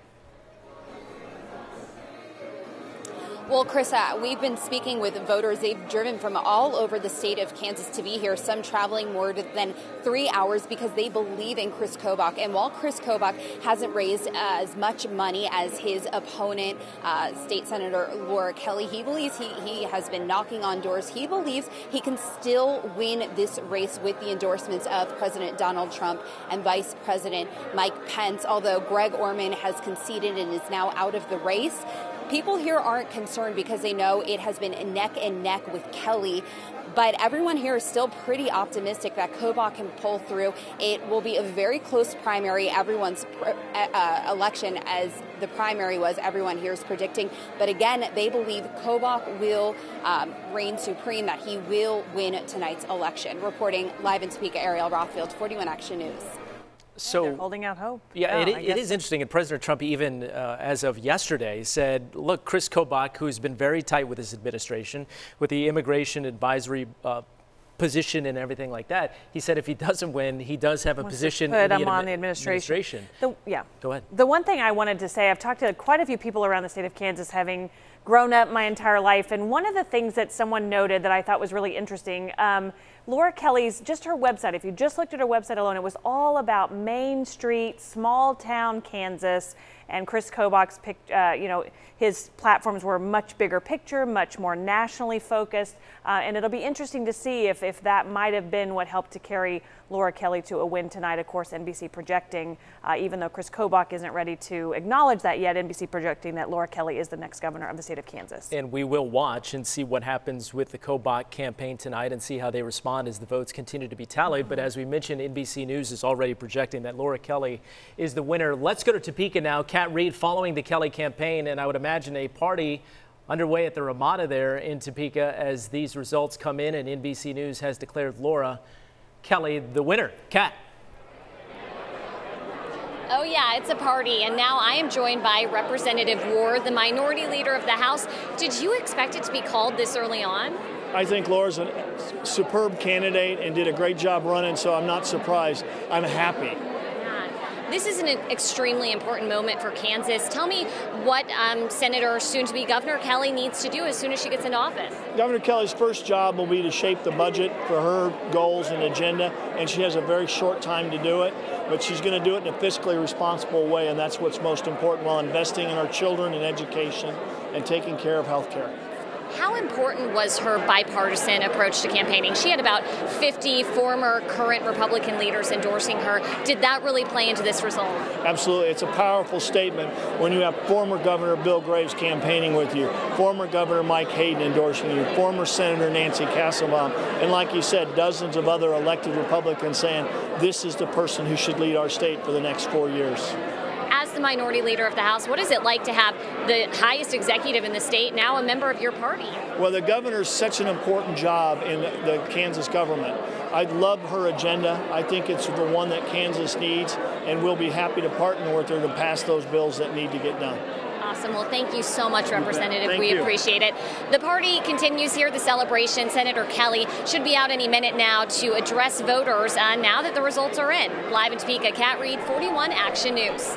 All right, thank you, Kat. Live at the Laura Kelly camp. So there you have it, what NBC News is projecting to be the 48th governor of the state of Kansas. Let's run through the past governors here in the past 20 years or so. You have Joan Finney, a Democrat back in '91, Bill Graves, Republican, Kathleen Sebelius, who went on to serve in the Obama administration as the Secretary of Health and Human Services. Mark Parkinson, right? Democrat. Yep. Both of those taking that role after Kathleen Sebelius left. Mark Parkinson stepped in. But then Sam Brownback came in for 2 terms, as we know. And now, according to the NBC News projection, Laura Kelly, the state of Kansas fascinating on so many levels across the country as we bring in Kevin Holmes again with a couple of Kansas experts. I'm interested to hear their thoughts, Kevin, on the state of Kansas now politically and how it plays into the potential changing demographics across the country. I tell you what, Mike, you look at we just talked about this a short while ago, and none of us expected it to be called so soon when we talked about the governor's race. Let me ask you, Ken, when we look at a county by county view, Josh, what are some of the big surprises that stand out to you? You know, we all wondered what Johnson County would do tonight, and Johnson County did. There were several scenarios, and it ended up in the wildly Democratic scenario, and I think that's probably tipped the state so quickly, both in the gubernatorial race and then in the 3rd congressional race. Huge numbers of people in the county turning out to vote, and it appears to be voting basically straight Democratic tickets. What are some of the big issues you think impacted this race, Ken? Well, there's a lot of issues. Again, the polar opposites that both of the main candidates put out as their vision. People could choose one or the other vision, and I think Johnson County certainly chose Laura Kelly's vision of how to lead the state. I'd like to point out certainly that this was decided early, but for the long term, as we know, very few Republicans have followed Republicans, very few Democrats have followed Democrats. It's been a while since it's happened. There's been more intermingling of the two parties at the governor's level than any other statewide office in Kansas. Most of the other statewide offices in Kansas follow the very heavy Republican registration around Kansas. Most of them have been Republican for most of their time. In the governor's office, it's flipped back and forth quite a bit, and I would expect that in the future. Gentlemen, the role everyone's talking about the Trump effect, the role the Trump effect may have played on this race. It was a big impact in western Kansas, central Kansas, the ag part of the states. Here, it might have been a negative impact in Johnson County. And I also think even taking his outsized personality out of it, a Republican president, there is something back, as Ken was saying, the state of Kansas sort of internally wants that balance. And so if there's a Republican president, they want a Democratic governor, vice versa. It is very difficult for a Democrat to win a statewide race if there's a Democratic governor or a Democratic president. So we have a wildly polarizing Republican president, and we're coming off of a Republican administration here in Kansas. This was an environment for the gubernatorial race to flip to the Democrat anyway. What are you seeing, Ken? That might have been the case. Again, I look to the long term, look to the future. The governor has an opportunity to change the course, not dramatically, but in some small way. I think, again, most of Kansas is Republican, and over time, I think it will end up becoming a Republican governorship, just like it is in many other of the statewide offices. Well, let me ask you this, because what makes this race and all the other governor's races across the country unique is that everyone talks about that R word that's coming up, redistricting. So what role will all this play now that Kansas has a Democratic governor? it's incredibly important. And I think the legislature has a big say in that too. So we need to think about how the legislature is made up. And we certainly have a majority of Republicans in the legislature in Kansas. Although I would say Kansas is not like Pennsylvania, where if you carve correctly in Pennsylvania, you can be wildly supportive of Republicans or vice versa. It is hard to carve Kansas any way that's not just really Republican. You're going to have 4 congressional seats that are pretty Republican. And so, you know, although gerrymandering is important and redistricting is important, there are other issues, I think, that are going to come out of a Democratic governor, Medicaid expansion, some of those others that they can drive that are going to make a bigger difference, I think, than redistricting in Kansas. As a Democrat, I tell Democrats all the time, you just need good candidates in races because guess what? There will never be an easy seat for a Democrat in Kansas. So it's just... Yeah. Those Democrats will still have to campaign pretty hard in some of those heavily populated areas, if you will. Oh, yeah. I can carve all day long, and there's no way around just having Republican seats. What do you see as Kelly's biggest problem moving forward, or biggest challenge? Well, she'll have plenty of challenges, as any governor would. We have issues with schools, school funding, and the state Supreme Court's demands on that. We have issues with immigration. We have issues in a lot of different places. She'll have her hands full. Really will have her hands full. There were some Republicans, as you know, that supported her in her race, the moderate Republicans, and she'll have plenty of very moderate Republicans to tap into to help her. I think perhaps the conservative part of the Republican Party might get left out just a bit, but they have a big voice, a huge voice in the state legislature and in the state Senate. So she'll have to deal with that. A majority of Republicans, a big majority of Republicans in both houses, and even the conservative part of it, she'll have to deal with those. All right. Again, the governor's seat, it's being claimed by Laura Kelly. Again, none of us expected it to be called so early, but it indeed has been. And gentlemen, thanks for being with us. We'll check back in with you all throughout the night. Thank you, Kevin. All right, so we're going to take a look at some numbers here. 15%. Missouri Congressman Sam Graves, this is breaking news, has just won his 10th term in office. He defeated Democrat Henry Martin. Graves represents parts of Independence, the Northland, and all of northern Missouri. Graves earned a degree in agronomy from the School of Agriculture at Mizzou. He describes himself as a small businessman and 6th-generation farmer. A lot of people familiar with his name. And breaking news, Congressman Emanuel Cleaver just won an 8th term in office. He defeated Republican Jacob Turk, familiar opponent. Cleaver served 3 terms on the Kansas City City Council. Voters that elected him as the city's first African-American mayor back in 1991. Cleaver was first elected to Congress back in 2004. All right, let's check in on that Senate race in the state of Missouri. It's still being counted, all the votes are. Senator Claire McCaskill battling to try to keep her seat. That's right. Let's take a look at the numbers here with 18% reporting. These are the very latest. 49% for Josh Hawley, 48% for Claire McCaskill. This has been a shift in the last couple of percentage reporting. Just a difference you can see there of about 3,000 votes. All right, let's go to Dia Wall, who is in Springfield with the Hawley campaign. You can see Tom Dempsey standing by in St. Louis. More from him in just a moment. But Dia, so where are they looking at? Where's the Hawley campaign looking at right now, trying to get their vote totals up at this point when you look at the state of Missouri?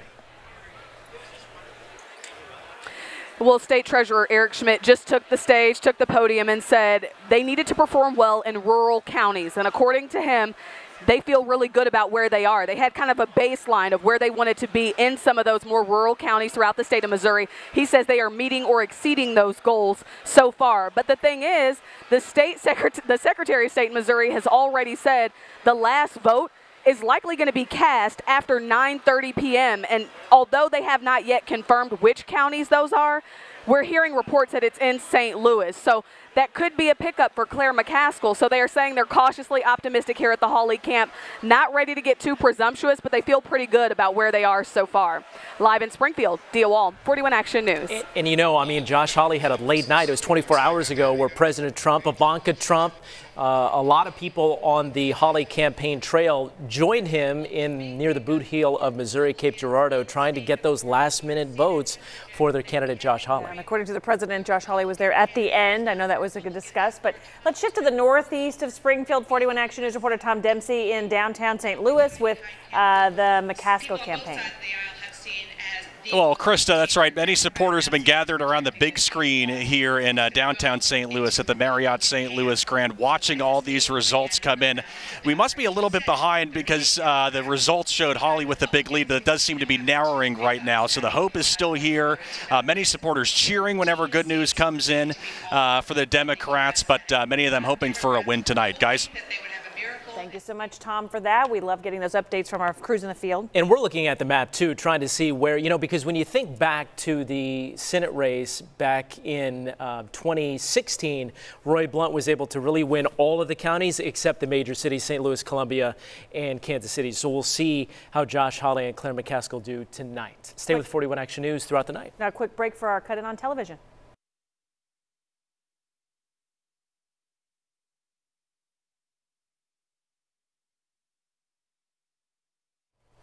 Breaking news here on 41 Action News and our special election night coverage along with Krista DeBille. I'm Mike Maruzar. Several news outlets now projecting that Democratic State Senator Laura Kelly will in fact be the next governor of Kansas. Predicting quite a few things today. This was the early news coming down. You can see her supporters celebrating at their Topeka watch party there for what is perceived to be the next governor of the state of Kansas. And the party continues. Kat Reed in the middle of it all. Kat, what's it like and what was it like when that room heard the news? Let me tell you guys, it is loud down here, especially because they just announced Paul Davis and Sharice Davids expected to go into office. People are cheering. The moment when they announced Kelly was electric. People hugging, embracing, crying. And now I'm joined by Joella Hoy with Moms Demand Action. They supported Kelly. You did a lot of work. What was it like for you that moment they announced her? We worked so tirelessly to elect gun sense candidates, and hearing that Laura Kelly is the next governor of Kansas, I just was in shock. I was so excited. We are going to be able to bring common sense gun laws to our state, and this really shows that gun safety is a winning issue. We can have the Second Amendment and common sense gun laws and make gun safety a priority here in Kansas. Laura Kelly was one of 16 women running for governor. What's it like to have a female governor for your state? It makes me so incredibly proud that women are stepping up and doing the activism, the work that it takes to get elected. It's so much, and I'm so very, very proud of Senator Kelly. She is going to do wonders for the state of Kansas. Thank you so much. We will send it back to you guys. We will continue being part of the celebration and cheering down here. All right, thanks so much. Now here are the results so far. Again, Laura Kelly is being declared the winner by NBC, but you can see here 54% reporting. Her 10% lead for Laura Kelly here with the official reporting for the state of Kansas. Of course, NBC already calling it. Ariel Rothfeld is at the Chris Kobach watch party tonight. Ariel, what's the latest from the Kobach campaign yet? Well, Chris said there's a lot of confusion here because Kobach's campaign is not calling this race. They are not giving up hope. They say it's just too close to call at this point, despite NBC saying that State Senator Laura Kelly will become Kansas's next governor. Now, if that is true, it opens up a huge window and question, will Kobach join President Trump in Washington in his administration?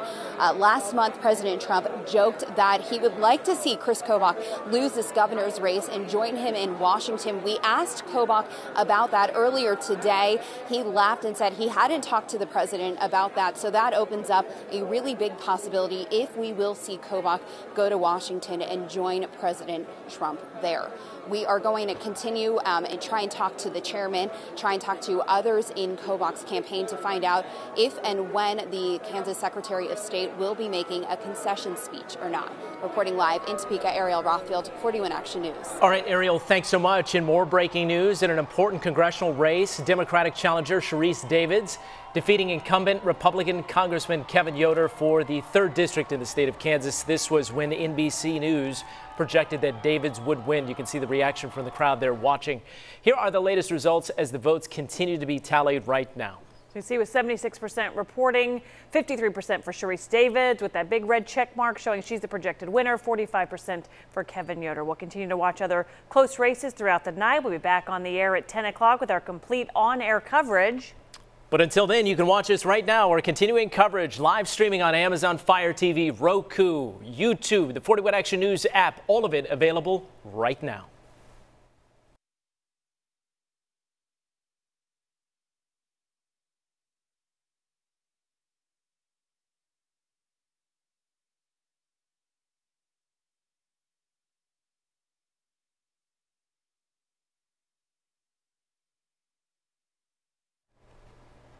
But in recent years, many have criticized the culture in Jefferson City, calling it corrupt. But tonight, supporters say voters could change that. 41 Action News anchor Kevin Holmes digging deeper. What have you found out, Kevin? Well, we're talking about Amendment 1 on the ballot, Mike, but it's known as Clean Missouri. The measure would change limits on campaign contributions that candidates for state legislature can accept from individuals or entities, establish a limit on gifts that state legislators and their employees can accept from paid lobbyists, and prohibit state legislators and their employees from serving as paid lobbyists for a period of time. 41 Action News reporter Kat Reed has more on this measure.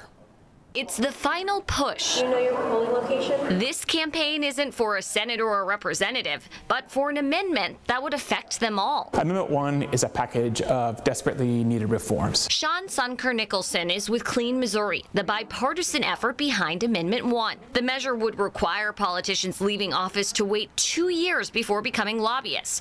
It would ban gifts over $5 from lobbyists to lawmakers and lower campaign contribution limits. It would also change the process for redrawing state legislative districts by appointing a nonpartisan expert to handle it. The state auditor will collect resumes and give a list of resumes for the qualified applicants to the Senate. At that point, the Senate Majority Leader and Minority Leader will take a look. If they find that there's one person who's the best, they can select that person and the process ends. That's where opponents take issue, since state auditors run with party affiliation. Former state rep Scott Dickhouse is with Missourians First, the also bipartisan opposition campaign. I am certain, because I've been in Jefferson City, I've been an elected official, I understand how party politics work.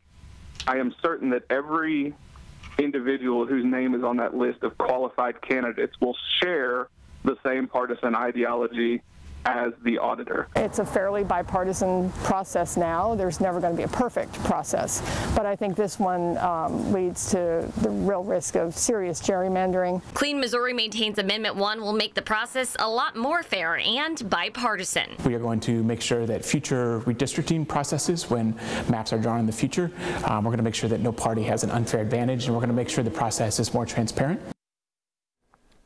All right, take a look at the results happening right now. Resounding. A lot of folks voting yes, 67% with nearly 20% of the precincts reporting. It looks like Amendment 1, also known as Clean Missouri, as of right now is on the path to pass. Joining me now, Ryan Silvey, chairman of the Missouri Public Service Commission, and Mike Tallboy, former House Minority Leader. Let me ask you guys, are you guys surprised by the numbers? No, not at all. I figured that would probably be the one that gets the highest percentage on all of the ballot questions. Is there a need for something like this? Talk to me a bit about your time serving. What kind of role did this play in all? Yeah, I mean, it's no secret that Missouri Capitol has had its share of scandals the last several years, and the voters obviously want to see some change there. So it was only a matter of time before the voters put something up when the legislature didn't. Mike, talk to me a bit about the need for this, and does this cover all the bases when it comes to paid lobbyists? Yeah, I mean, I think as far as the lobbyist gifts, that's going to be the one thing that people kind of look at. The redistricting parts of this, you know, I think bringing it into some sort of much fairer model, I think that's necessary. I think we see some states that have started going to different models of being able to draw districts that really make sense and are competitive, and it's not just the parties deciding how they're going to carve it up to help themselves. And you know, as far as the second part of that, which is, you know, the demographer and all that, I think the devil's in the details on that, but I think it's a pretty clean process as far as that goes. All right, right now 67%, as you see right there on Amendment 1, and we'll stay on top of this as well and let you know. Mike? All right, Kevin, thank you, sir. In Kansas City, voters decided on a measure that would impact the public library system. The proposal would authorize a levy of an additional 8-cent tax over the present property tax for the free public library. The money would also renovate and replace aging library facilities, enhance spaces, and expand services. Deep inside a cave in Liberty, there's a farm unlike many others. Only here on 41 Action News, reporter Kat Reed shows us the business hoping to go from hops to pot. But it all comes down to tonight's results on 3 medical marijuana proposals. So get a baseline for the RH, the temp, the CO2. It's not your average science class. Wow, that's really good. This one requires a green thumb. I've killed every plant I've ever owned except for the 4 that I have alive in the other room. Inside a cave in Liberty, these students are learning how to grow hops. Jonathan Calicote of Hops 21 is the teacher. Really, this is very technical work. Growing hops isn't the end goal. All of this is a training ground for a different but very similar plant. It's uncanny, really, how much the hops plant resembles marijuana. After spending several years working in a genetics lab, Calicote moved out to Washington State. That's where he learned how to cultivate marijuana. When he moved back to Missouri, he had the idea to practice with hops until medical marijuana became legal. I pitched the idea to my father. I said, okay, well, we'll give it a shot. The father-son duo quickly realized their operation wasn't big enough for distribution, so they pivoted to education. It's not flat. Teaching the ins and outs of hops to people like Nancy Cook, who hopes to one day sell CBD oil. I'm really excited to have that opportunity to give it to people in need. The Calicotes have plans too. They bought a nursery in southwest Missouri where they hope to grow medical marijuana. The ability to use hops in lieu of marijuana in preparation for marijuana so that we can dial in things like SOPs has just been a huge advantage to us. It's an investment bringing father and son closer together too. It far exceeded my expectations. Reporting in Liberty, Kat Reed, 41 Action News. So let's check the results right now. 18% of the votes already counted. Amendment 2, you can tell right here, 68% to 32% appears to be passing there easily so far. Look at Amendment 3 now. 67% of the no vote winning out with 21% of the precincts reporting. And Proposition C, as we take a look at the results right now, with about 20% reporting no, winning out by 10 percentage points. Now, what happens if all of these pass? It doesn't appear that would be the case, but what happens if the 2 amendments pass? According to the state law, the measure that receives the most affirmative votes shall prevail. So what does that mean? Well, that means that the measure that receives the most votes would win out, essentially. If one or both amendments and Prop C pass, then the Secretary of State's office says the amendment would take the precedence. I want to take a deeper dive into the race for Sharice Davids right now with our panel, and Krista DeBille is chatting with them about the 3rd congressional district in Kansas. We're kind of looking at the screen like probably all of you are, like about 30,000 votes separating, and they're calling the race for Sharice Davids. What helped or hurt? What helped Sharice Davids or hurt Kevin Yoder? Did Trump play a role in this? Yeah, absolutely. I mean, Trump has obviously dominated the national narrative, and it's no really different in Kansas. You know, I think the amount of outside money, people who are chipping in $20 or $50 from, you know, California or Missouri or other places who had just heard Sharice Davids' story and, you know, not maybe even seeing a speech she had, but just knowing that this was a possibility for Democrats to flip the House was enough for money to kind of pour in for her, and then just kind of make that argument for Johnson County voters that, you know, whether it be the style or the policy of President Trump, but it didn't quite match maybe with Johnson. You know, and I don't know, I've been able to watch a lot of the national coverage, but if Trump is catapulting some of these people, Kevin Yoder kind of distanced himself a little bit. Makes me wonder if he will regret that after seeing how tonight unfolded. Do you think that will be a regret, not openly owning that relationship a little more? You know, I think it's tough, especially given Trump's margin in election he won very strongly in 2016. Yeah. It didn't play out in Yoder's district, and so you know it's easy to kind of do the Wednesday morning quarterbacking at this point. Right. But you know, I think that might be one policy. You know, I think maybe going a little bit more positive in his tone and advertising to make that contrast with President Trump might have been a strategy. What did Sharice Davids do well, do you think? Well, I think it was her handlers. They kept her out of the limelight, away from debates. You know, she turned down 6 different debates. And so the fact that she wasn't able to stumble on issues, because here's an untested candidate, and when she did have a few one-on-one interviews with the media, she did stumble and had to do lots of backpedaling. Apparently Congressman Kevin Yoder is speaking currently. Let's go straight to that live so we can hear this. These years of service.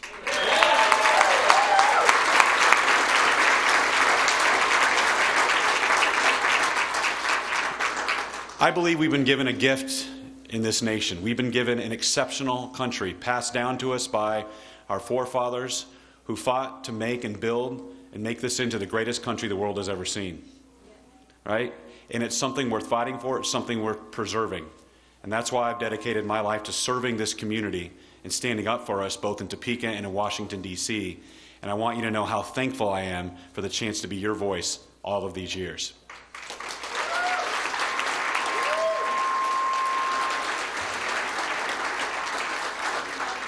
Now, tonight, we may not have gotten the result that we wanted or that we hoped for. But remember, serving in Congress, this seat doesn't belong to any one person. It belongs to the people of the 3rd District of Kansas, right? It belongs to the taxpayers who pay the bills, who work hard, who raise their families. It belongs to the people who teach our children at schools. It belongs to the people who put on a badge and keep us safe. It belongs to the farmers who plow the fields, the people who serve us in the restaurants, the people who take care of us in our hospitals. It belongs to each and every person of this district who cast a vote in this election, right? It belongs to the people. And the people have chosen, and I want to congratulate my opponent, Ms. Davids, on becoming the next United States Congresswoman for the 3rd District to serve the people of Kansas. I wish her good luck, and she needs our prayers and support because we need this country to unify to get things done for the American people.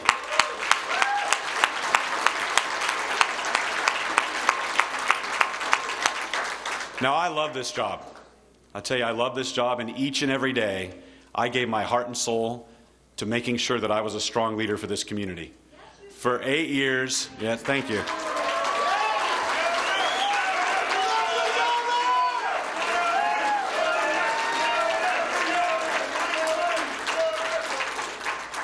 For 8 years, I flew back and forth and came home almost every single weekend to be home with my family, to live in this district, to pray in this district, to shop in this district, because I believe it's important that our elected officials are close to the people that they represent. A true representative democracy. And so I always made that a priority. And I will tell you, as a farm kid who grew up in a little town called Yoder, Kansas, it is a long way from Yoder to get to the United States House of Representatives. I never dreamed I would be in the U.S. Congress. It's simply something that someone could never fathom, being in that esteemed body representing hundreds of thousands of voters. And I will tell you, my humble upbringing, my father was a farmer. My mother was a social worker. My father taught me the values of hard work and determination. My mother taught me the values of compassion and consideration for others. And I've had a lot of unforgettable moments in this job, but perhaps the most unforgettable was in January of 2011 when I took the oath of office for the first time, raised my hand and swore to uphold the Constitution while my father was sitting in the gallery hoping that I had made him proud. That was a cool moment.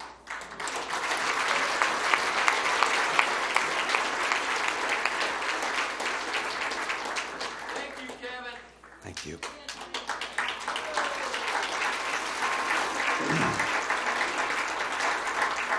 So to serve in the United States Congress is truly a dream come true. And I'm proud of my record in Congress.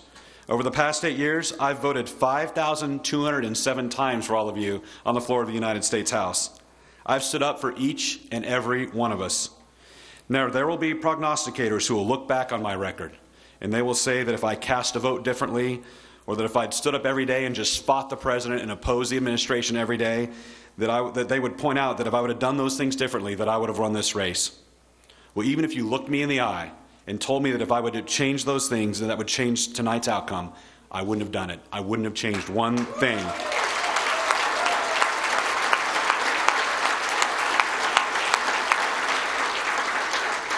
And that's because America and our future means more to me than anything else.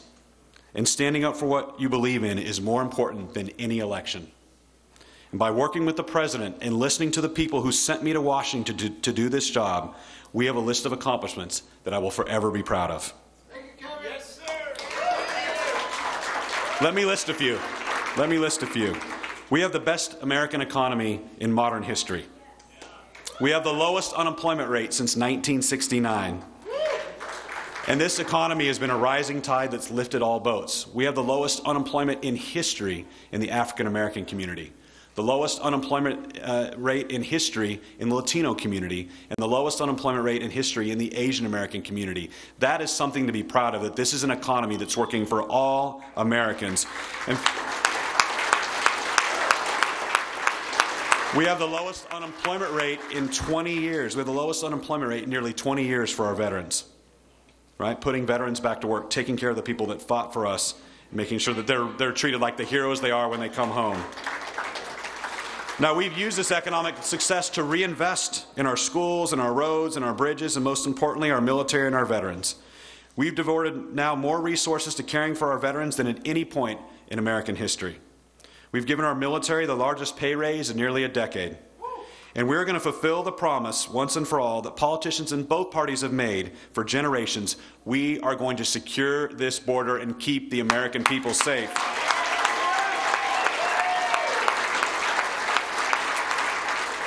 So we can't afford to throw all this away. And after tonight, we're likely to have divided government in Washington. But my wish and my hope is that we come together as a nation. Most importantly, as people, as friends, as neighbors, and as family members and loved ones, and set aside the anger that's consumed us. This perpetual campaign cycle must close, and common sense and good government must prevail. We must unite and root for our country to succeed. Republicans and Democrats must find common ground to get the job done because the American people are counting on it. This is the approach that I've always taken to this job, and that's the approach that I will take back to Washington to finish the job yet this year. Now, as we know, service is a family endeavor, and I would have never been able to represent this district without my beautiful wife, Brooke. Everyone give her a round of applause.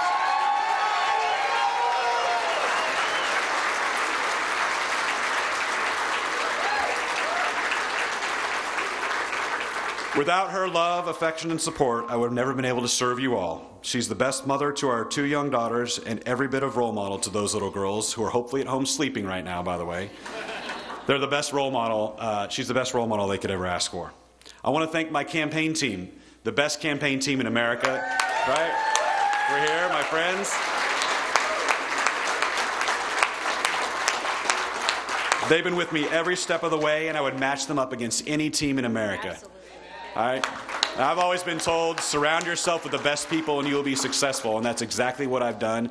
My whole campaign team, the folks that have worked in the offices, who've helped constituents, who've solved problems, who've worked with veterans. I've had a great group of folks working for you and working for all of us, and I can't tell you how much I'm thankful for the work they've done on behalf of the people of the 3rd District. Thank you.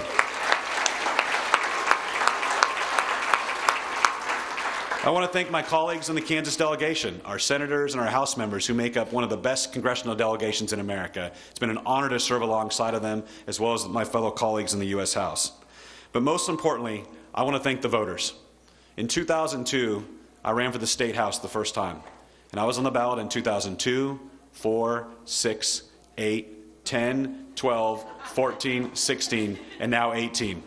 16 years is a pretty good run, and I can't tell you how thankful I am for all the voters of this district who stuck with us. So, to all the Yoder voters out there, I want to thank you from the bottom of my heart. You put your faith in me, and I hope I've never let you down.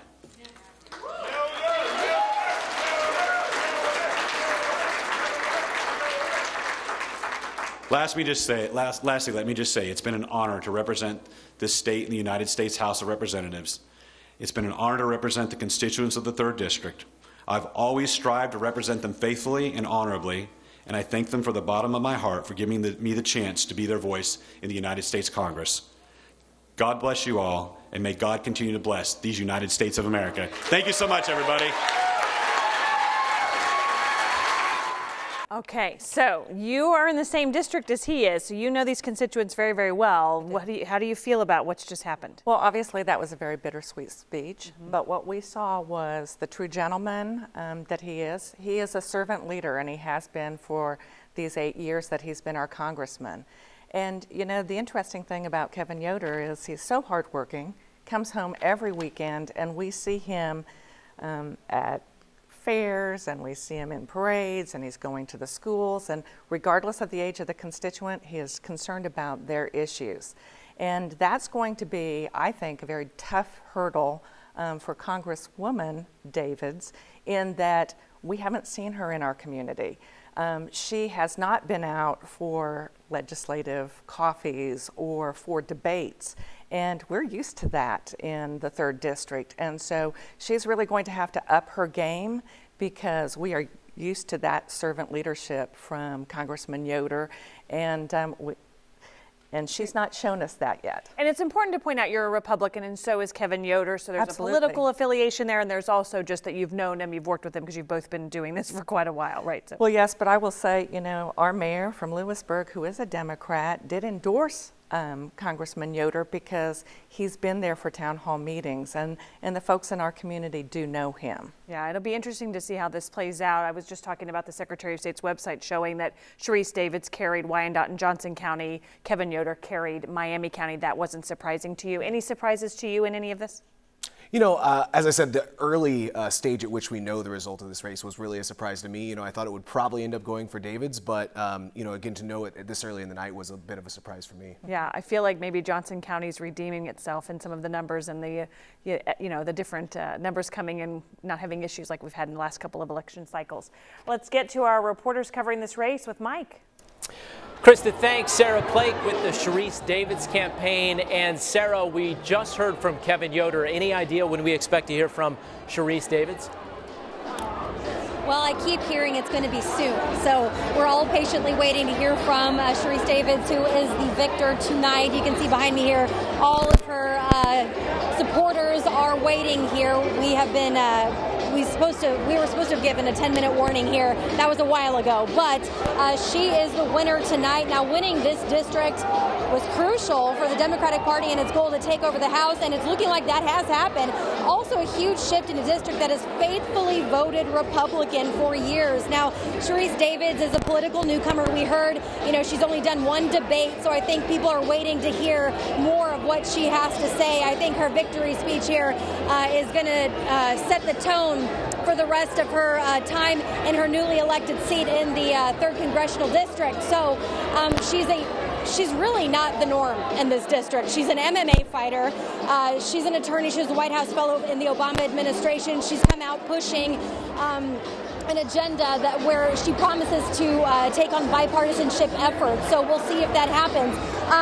It's interesting to note that she's also the only Native American woman who will serve in Congress and is one of the only openly gay people to serve in Congress as well. And that's really reflected in the people that are here in this crowd, a really diverse group of people. Again, we're still waiting to hear from Sharice Davids. We'll keep rolling on that and have that live coverage here on 41 Action News.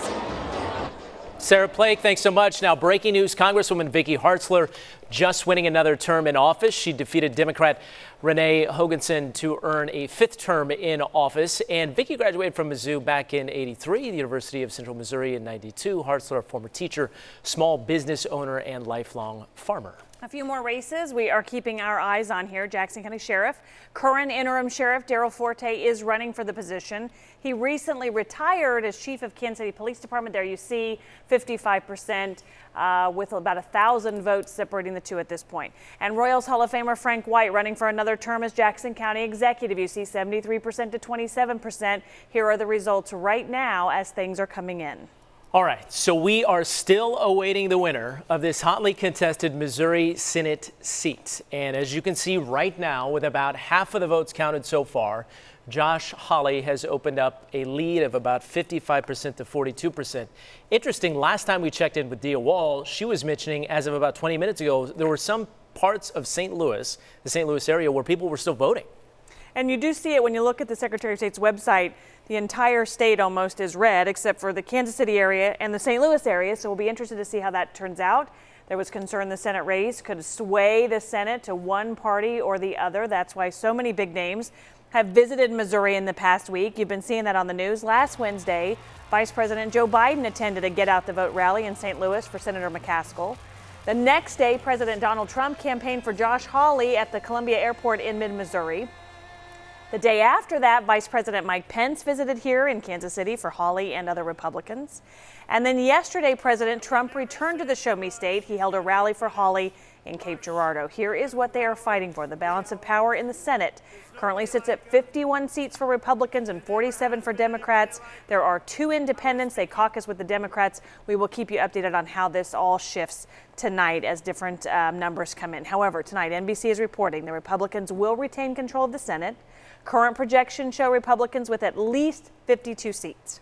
Republican Josh Hawley currently serves as Missouri's Attorney General. So if he wins the Senate race, the governor would then appoint someone to his old office. That person would then serve until the next election, which would be in 2020. I want to check in with the reporters on this race. I mentioned Dia Wall just a few moments ago. She's in Springfield with the Hawley campaign and Tom Dempsey in St. Louis. But Dia, let's go to you. What's the last check? Are people still voting in Missouri, or have all the votes been cast now?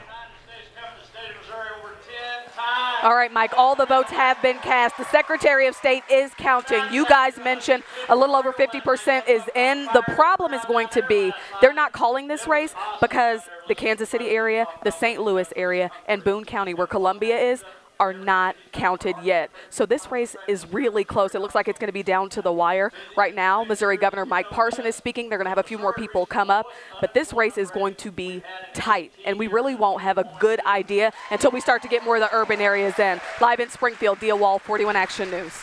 All right, let's shift to the Northeast. 41 Action News, or Northeast of Springfield. 41 Action News reporter Tom Dempsey, downtown St. Louis with the McCaskill campaign. Yeah, well, guys, the supporters here are very well aware of that margin that Josh Hawley is winning right now. But again, as Dia was just saying, still some hope here as we're still waiting for results in Kansas City, St. Louis to still come in. Some big McCaskill strongholds there. And she also, obviously, months of campaigning in rural areas. So still maintaining hope here, but things are a little quiet. Occasional cheers every now and then when good news comes in for Democrats. But again, McCaskill supporters very well of that margin between the two candidates as we speak right now. Guys? All right, much more to be decided tonight. Tom, grab an extra cup of coffee. We'll do the same. We'll get reset here. Hope to join you on television in just about 4 minutes as our live team coverage from 41 Action News continues in just a few moments.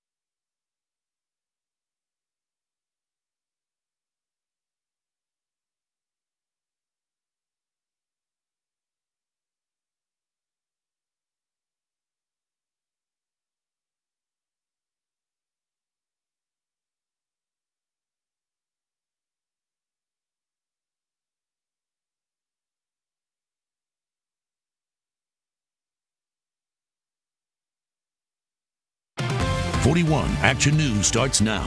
After months of ads and debates, all of the votes have been counted and the election results are rolling in here tonight. Fast and Furious live team coverage across the board tonight. 41 Action News has reporters stationed at all the hottest races, all the contests, some still to be decided tonight, to keep you locked in on what the very latest is. Our first stop, though, the race that is still in question, Missouri Senate race, as Claire McCaskill trying to hold on to her seat with the challenger Josh Hawley. Still trying to take on Claire McCaskill. This is the latest as we know it right now. 62% of the precincts reporting still out right now. The Kansas City area, Columbia, and St. Louis, traditionally Democratic hotspots. Claire McCaskill hoping that is her basket of votes to hold on to that ever important Senate seat. So 62% reporting now, 53% for Josh Hawley, 44% for Claire McCaskill. That has flip-flopped throughout the night, but in the last half hour, we've seen a significant leap for Josh Hawley. We've got Dia Wall in Springfield, where Josh Hawley is gathering. Let's go straight to her, and then we'll get to Tom Dempsey, who's with the Claire McCaskill campaign. Hey guys, Missouri Governor Mike Parson just came out here kind of rallying the troops, getting everybody energized and fired up. You're right, Josh Hawley has a big lead. But I just want to make an important distinction here. You're looking at the percentage of precincts that are reporting, not the percentage of votes that have been cast. As Mike just mentioned, one of the big delays was voters in St. Louis didn't even get their ballots cast until after 9:30. So the Secretary of State is tabulating all of those votes, but he tweeted a photo not that long ago, and if you look at the right corner of the races, the counties that have not been input, you guys mentioned it, it's all places where Claire McCaskill is expected to do well. If that's going to translate to a win or not, we don't know. As I mentioned earlier, the state treasurer came out and talked about how Hawley is outperforming in rural counties, so we're going to see what happens. We're going to send it back to you guys. We're live in Springfield. Dia Wall, 41 Action News. Yeah, when you look at a picture of the state, there are 3 blue areas, about Kansas City, St. Louis, and about Columbia. So we'll be interested to see how those two polar opposite sides of the state come in for her. Now let's Tom Dempsey down or up with the Claire McCaskill camp. Yeah, well, guys, just seconds ago, lots of cheers here at the Marriott Grand Hotel in St. Louis when the results mentioned that the House would be in Democrats' hands right now. But again, this Senate race still undecided at this point, and I know we've spoken about it already, but it is very important to note that if you voted for Claire McCaskill or you support her, this race is still far from over, and the supporters are still hopeful here. Again, she held a lot of town halls and rallies this year, in particular in rural areas, which are probably going to be those toss-up areas that we see, but she also does continue to have a very big stronghold in St. Louis and Kansas City. So we're still waiting for some results to come in, and it's still pretty early in this race right now. So just to give a sense, that's obviously the stage that Claire McCaskill is going to be speaking on later tonight. Who knows what the result is going to be? She is, been facing this uncertainty what the result could be, with the polls obviously very close before this race, but supporters are on the ground, some of them with T-shirts, hats in support of Claire McCaskill, watching all these results coming in. It could be a long night, as some of the Democratic supporters here have been saying, with the results still pretty uncertain here. All right, Tom Dempsey, thanks so much. You were speaking traditionally and historically, Democratic candidates tend to do well in these statewide races in the people centers where a lot of the people live, meaning the Kansas City area, Jackson County, Platte County, Clay County, Boone County with Columbia, University of Missouri in Columbia, and in St. Louis County. And it was interesting to hear Dia Wall mention that people were in line, but they hadn't voted yet, some 2.5 hours after the polls had closed. And so those votes are now being tabulated in the St. Louis area. And in the area where Claire McCaskill traditionally does so much stronger. And so we will see where she's holding her watch party tonight to give you any indication. So let's flop over to the Kansas side, because a big gubernatorial race here. We have had the race called for Laura Kelly with 49%, beating out Chris Kobach by about 60,000 votes there in the state of Kansas. Independent Greg Orman conceding very early a few hours ago, reaching just shy of 6% of the vote. We have reporters covering both the Kelly and the Kobach teams. We begin with 41 Action News reporter Kat Reed in Topeka with Laura Kelly, the next governor. That's right, Krista and Mike. And we are expecting Senator Kelly to speak soon, but she is waiting on Chris Kobach's concession before she comes out here to address all of her supporters. I have spent the past hour talking to them, between just regular voters and lawmakers like Republican Senator Barbara Bollier, who endorsed her very early on. One of the voters I spoke with said something. She said, "Tonight, I am proud to be from Kansas." She said that she had wanted a Democratic female president, but is very happy now to have a Democratic female governor for her daughter to look up to. So again, we're waiting on Senator Kelly to come out. I do want to point out a couple things about the numbers we've seen. So we have some results on the screen behind us. 78% of precincts reporting, and we have Kelly at 49, Chris Kobach at 42. You know, Kelly was able to pull in Shawnee, Riley, and Sedgwick counties, and as well Johnson and Wyandotte she's leading in. So just want to have we'll toss things over now to this soundbite of one of our voters speaking. To elect a Democrat and a female, it's just, I have a lot of hope, and I'm really proud, for once to be from Kansas, and I hope my daughter can see that as well. I think someone like Laura Kelly is a good role model for girls everywhere. And we will be here as soon as Senator Kelly starts speaking. We'll let you guys know so you can come back in and take a listen. Reporting live in Topeka, Kat Reed, 41 Action News. And one of the reasons, Kat, could be what Ariel Rothfield reported just a few moments ago, that at last check, Chris Kobach was not ready to concede this race. Ariel, what is the status of his viewing of these votes coming in right now? Well, Mike, there was a lot of confusion here. His campaign unwilling to concede. They wanted to wait for more numbers to come in, but it seems like that they are going to make a concession speech. I spoke to the GOP chairman. He said Chris Kobach is expected to come down here within the next half hour. We assume to make a concession speech. The chairman told us it isn't looking great. Kobach was depending on Sedgwick County. He said earlier today he had to do well in that county in order to become the next state governor, but early numbers show him far behind State Senator Laura Kelly. And now the question becomes, if Kobach concedes, will he go to Washington and join President Trump's administration? Last month when Trump was here endorsing Kobach, he said he would love to have him. So that's the big question as we wait to see what Kobach will do. Live in Topeka, Ariel Rothfield, 41 Action News. Still looking forward to hearing from both of those candidates in the state's gubernatorial contest. The other challenger in the race, Independent Greg Orman, already conceded. He spoke to voters earlier tonight. I have to say how very grateful I am to the voters of Kansas who had the courage to stand up and say we deserve better than this two-party system that's failing us. Yeah, one of the big races in our metro and big upset for the night, Kansas's 3rd District Democrat Sharice Davids, newcomer, beat out incumbent Congressman Kevin Yoder. Take a look at the results here. 89% reporting, but you can see a big red check mark there by Sharice Davids, being called the winner of this seat with 157,000 votes to Kevin Yoder's 131,000. So let's get right to our cruise. We want to go first to the campaign that unseated Congressman Yoder. 41 Action News reporter Sarah Plake with the Sharice Davids campaign in Olathe. I think we're finally getting to hear from Sharice Davids right now. Let me get out of the way here. You can see a lot of people. There's an open door kind of in the back of the room. I think that's where Sharice Davids is supposed to come out and address her many supporters here. We heard from a couple of other people who were early supporters of her and her campaign, talking about kind of the grassroots effort. There she is taking the stage. Just an uproar of cheers and support from all these people in this room, making history tonight in this district that has faithfully voted Republican for so many years. She's now taking the podium to address everyone, so let's tune into that and see. Well, of course, she's thanking many people, lots of hugs. All these phones out recording right now. Sharice Davids is an attorney. She's a political newcomer, never held a seat before. She's now the only Native American person to be in Congress. And I think we're finally getting to hear from her tonight.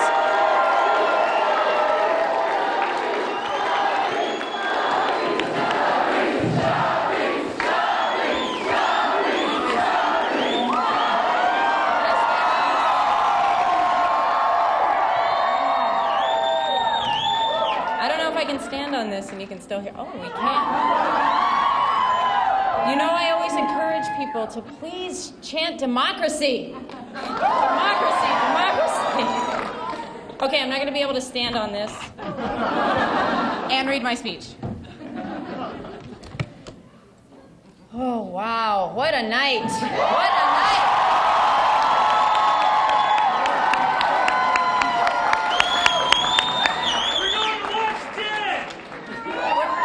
We're taking our voice to Washington.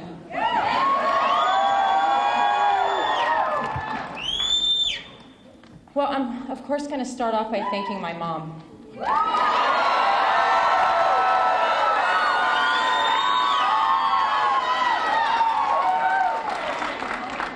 And my two little brothers who aren't so little. My Aunt Allie, who's here. And then I would do an awful job of naming every single person who played such a huge role in this. So I'll just broadly thank my campaign staff and team and the army of volunteers that made this happen.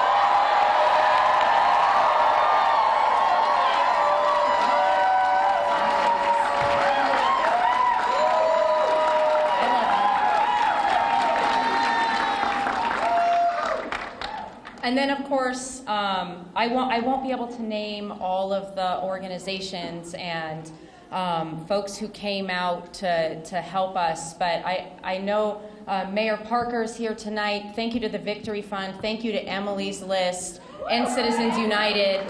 The organizations that came through to help make sure that our voice would be taken to Washington has been phenomenal, so thank you.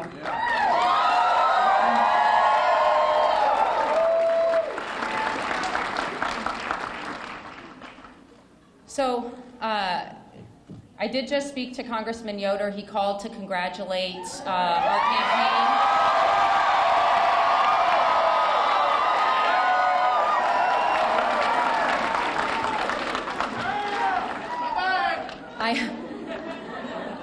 It is true in January he will no longer be our congressman, but I did.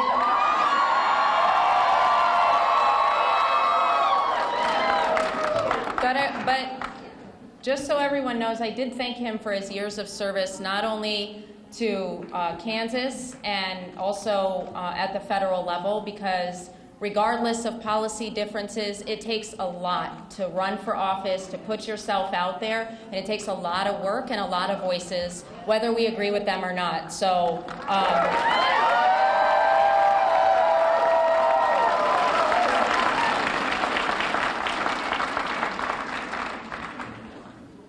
But speaking of January, from the beginning, this campaign has been built on bringing new leaders to the table and new voices to the table.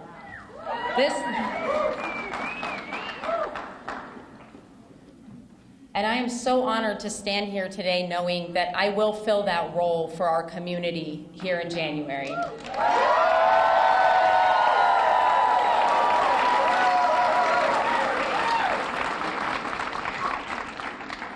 And I know a lot of you already know this, but my story is so much like many of the stories that you all have here. My story is one of hard work and opportunity. My brothers and I were raised by a single mom, an Army drill sergeant. I graduated from Leavenworth High School, a good Kansas public school. And every opportunity I've had in my life, I know it has stemmed from the fact that I had access to a quality public education.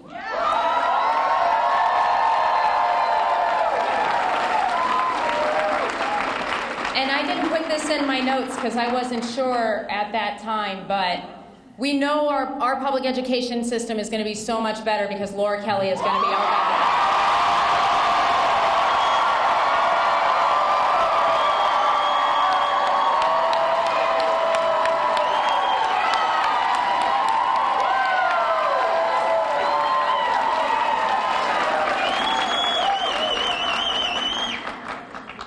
Laura Kelly and I also spoke earlier to congratulate each other and to talk about the ways that we're going to work together to make healthcare and education a top priority.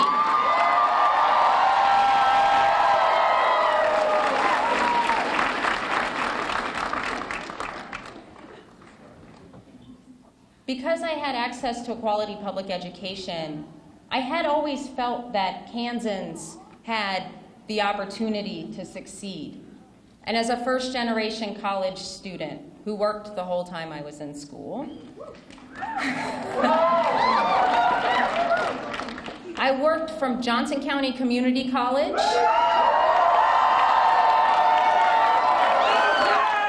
to Cornell for law school. So you're listening to Sharice Davids' victory speech after Congressman Kevin Yoder has conceded the race tonight. Sharice Davids, newcomer, winning out for the 3rd District for the House District 3. One to watch across the country. Now we know the result. Kevin Yoder speaking about 25 minutes ago. Stephen Dial was there for that live. And Stephen, a reflective tone from the congressman who will not gain his 5th term in Congress. Definitely. He says growing up in Yoder, Kansas, he never imagined becoming a U.S. congressman. Behind us right now, the Secretary of State candidate is talking. That's why the crowd is low. Kevin Yoder is actually still in the crowd, talking to people, shaking hands, taking pictures. He says if you asked him that if he opposed Trump 100%, if he did different things, would he do it if it meant winning today? And he says he wouldn't change a thing. He says he doesn't regret anything. He doesn't know what he's going to do next. But Kevin Yoder, a different tone, definitely. I want you to take a listen at some of that speech moments ago. We may not have gotten the result that we wanted or that we hoped for. But remember, serving in Congress, this seat doesn't belong to any one person. It belongs to the people of the 3rd District of Kansas, right?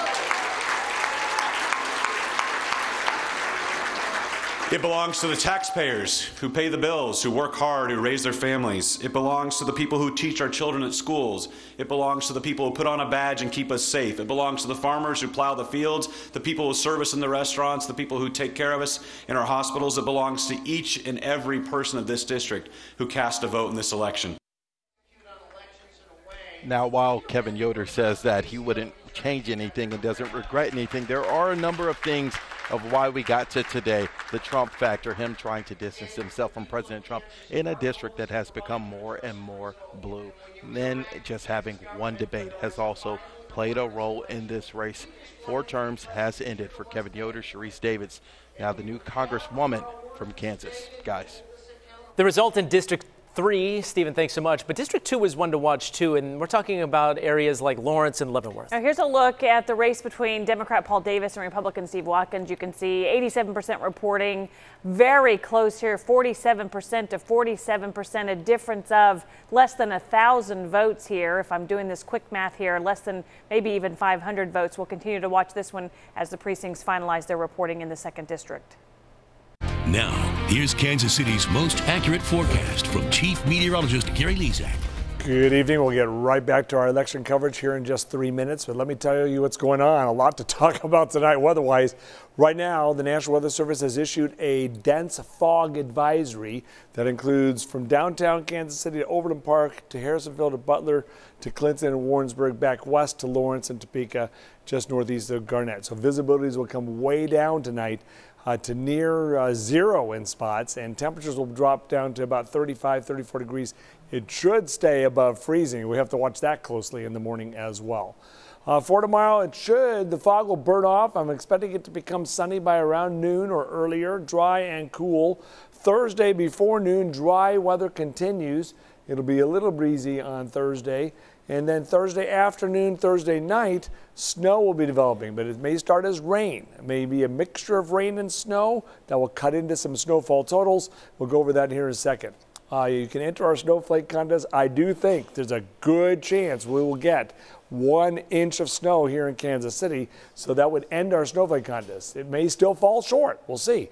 Right now I'm expecting about 1 inch or maybe a little bit more. Go to kshb.com/contests to end our Kate's snowflake contest. You can see what's going on outside. The visibility has come down. A little bit of fog is developing. It's 38 degrees at this moment. We do have a west breeze at 3, or almost no wind out there with that high humidity as fog is developing. High pressure in Canada is heading south. That's going to bring some colder air on the backside of this big southeast Canada storm.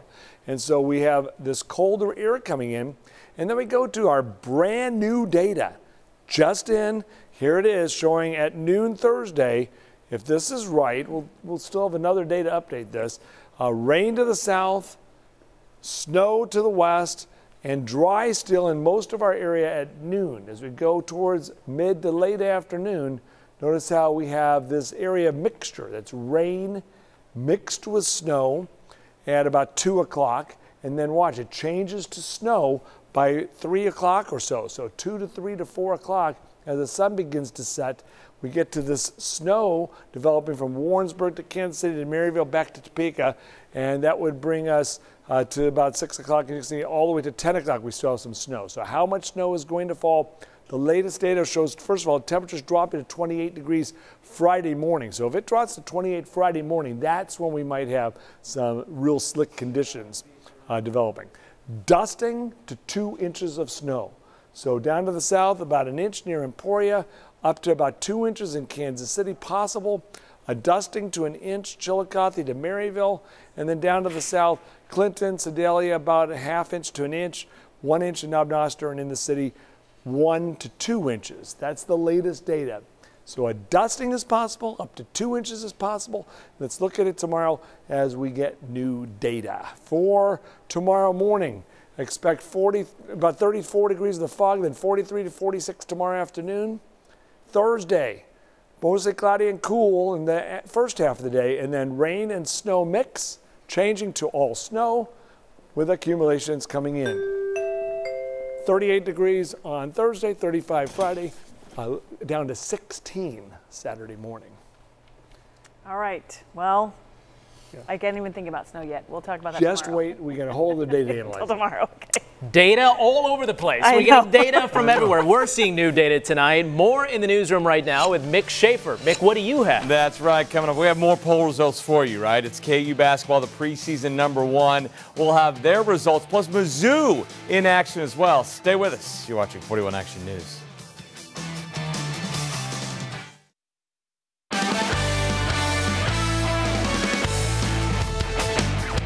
Hey there, good evening. More poll results for you here. These from college basketball. Kansas is the preseason #1, but the Jayhawks would begin the season against another top 10 team, that being Michigan State at the Champions Classic in Indianapolis. The Spartans, #10. Second half, KU had led pretty much the entire night. Dedrick Lawson coming alive. Dedrick had 20 points, 14 rebounds, 6 assists. Udoka Azubuike, he had a big boy night as well. 3 big ones here to give KU a double-digit lead. But with 36 seconds left, that's Kyle Ahrens. Oh, bearing the 3, KU by only 3. After a Devon Dotson free throw, last chance for Sparty, not going to go. And KU passes test #1 on the season, 92-87. Mizzou opening up with Central Arkansas at home. Jeremiah Tillman going to work, butt, feet, hands. Mizzou up early. Mark Smith had a great first night for Mizzou. The rebound here to Torrance Watson for 3. He's a freshman. Mizzou swats away the Bears. Smith had 19 in his debut. UMKC in Chicago watching Loyola raise a Final Four banner tonight. Loyola with the big win. Clayton Custer from Blue Valley Northwest had 9. Cooper Cafis, their freshman from Mill Valley, had 19. Brandon McKissick leading the way for UMKC. All right, those are your sports. We'll be right back. Look at the results stand in Missouri Senate race here with 66% of the precincts reporting, 53 to 44%. We'll be getting an update on this momentarily. It's now at 72%. He's at a 10% lead when it jumps to 72% of the precincts reporting.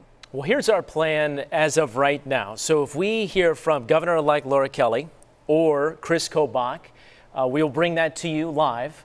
or if the Missouri Senate race, when the Missouri Senate race is called by NBC News or the Associated Press, we'll join you back here live. NBC News will pick up their election coverage right after we end here after a quick check of the weather. And we just found out the Missouri gas tax has failed. So that was the one that was going to raise the Missouri gas tax by 10% in 4 years, give a bunch of money to MoDOT to repair the streets. Everybody's, back to square one trying to figure out what to do about that. And minimum wage, I just heard, has passed. Okay. So the increase to minimum and wage. Amendment 2 has passed with medical marijuana. We're continuing You to follow are this. polling a big event on Thursday, and you are 100% on that. I'm 100% certain it's going to do something. I love it. There's going to be some rain, some sleet, some snow. It's going to change the snow, but hey, we have a whole other day to watch it. All right, at the very least, we'll join you back here at 10:56, if not sooner. NBC joins us right now.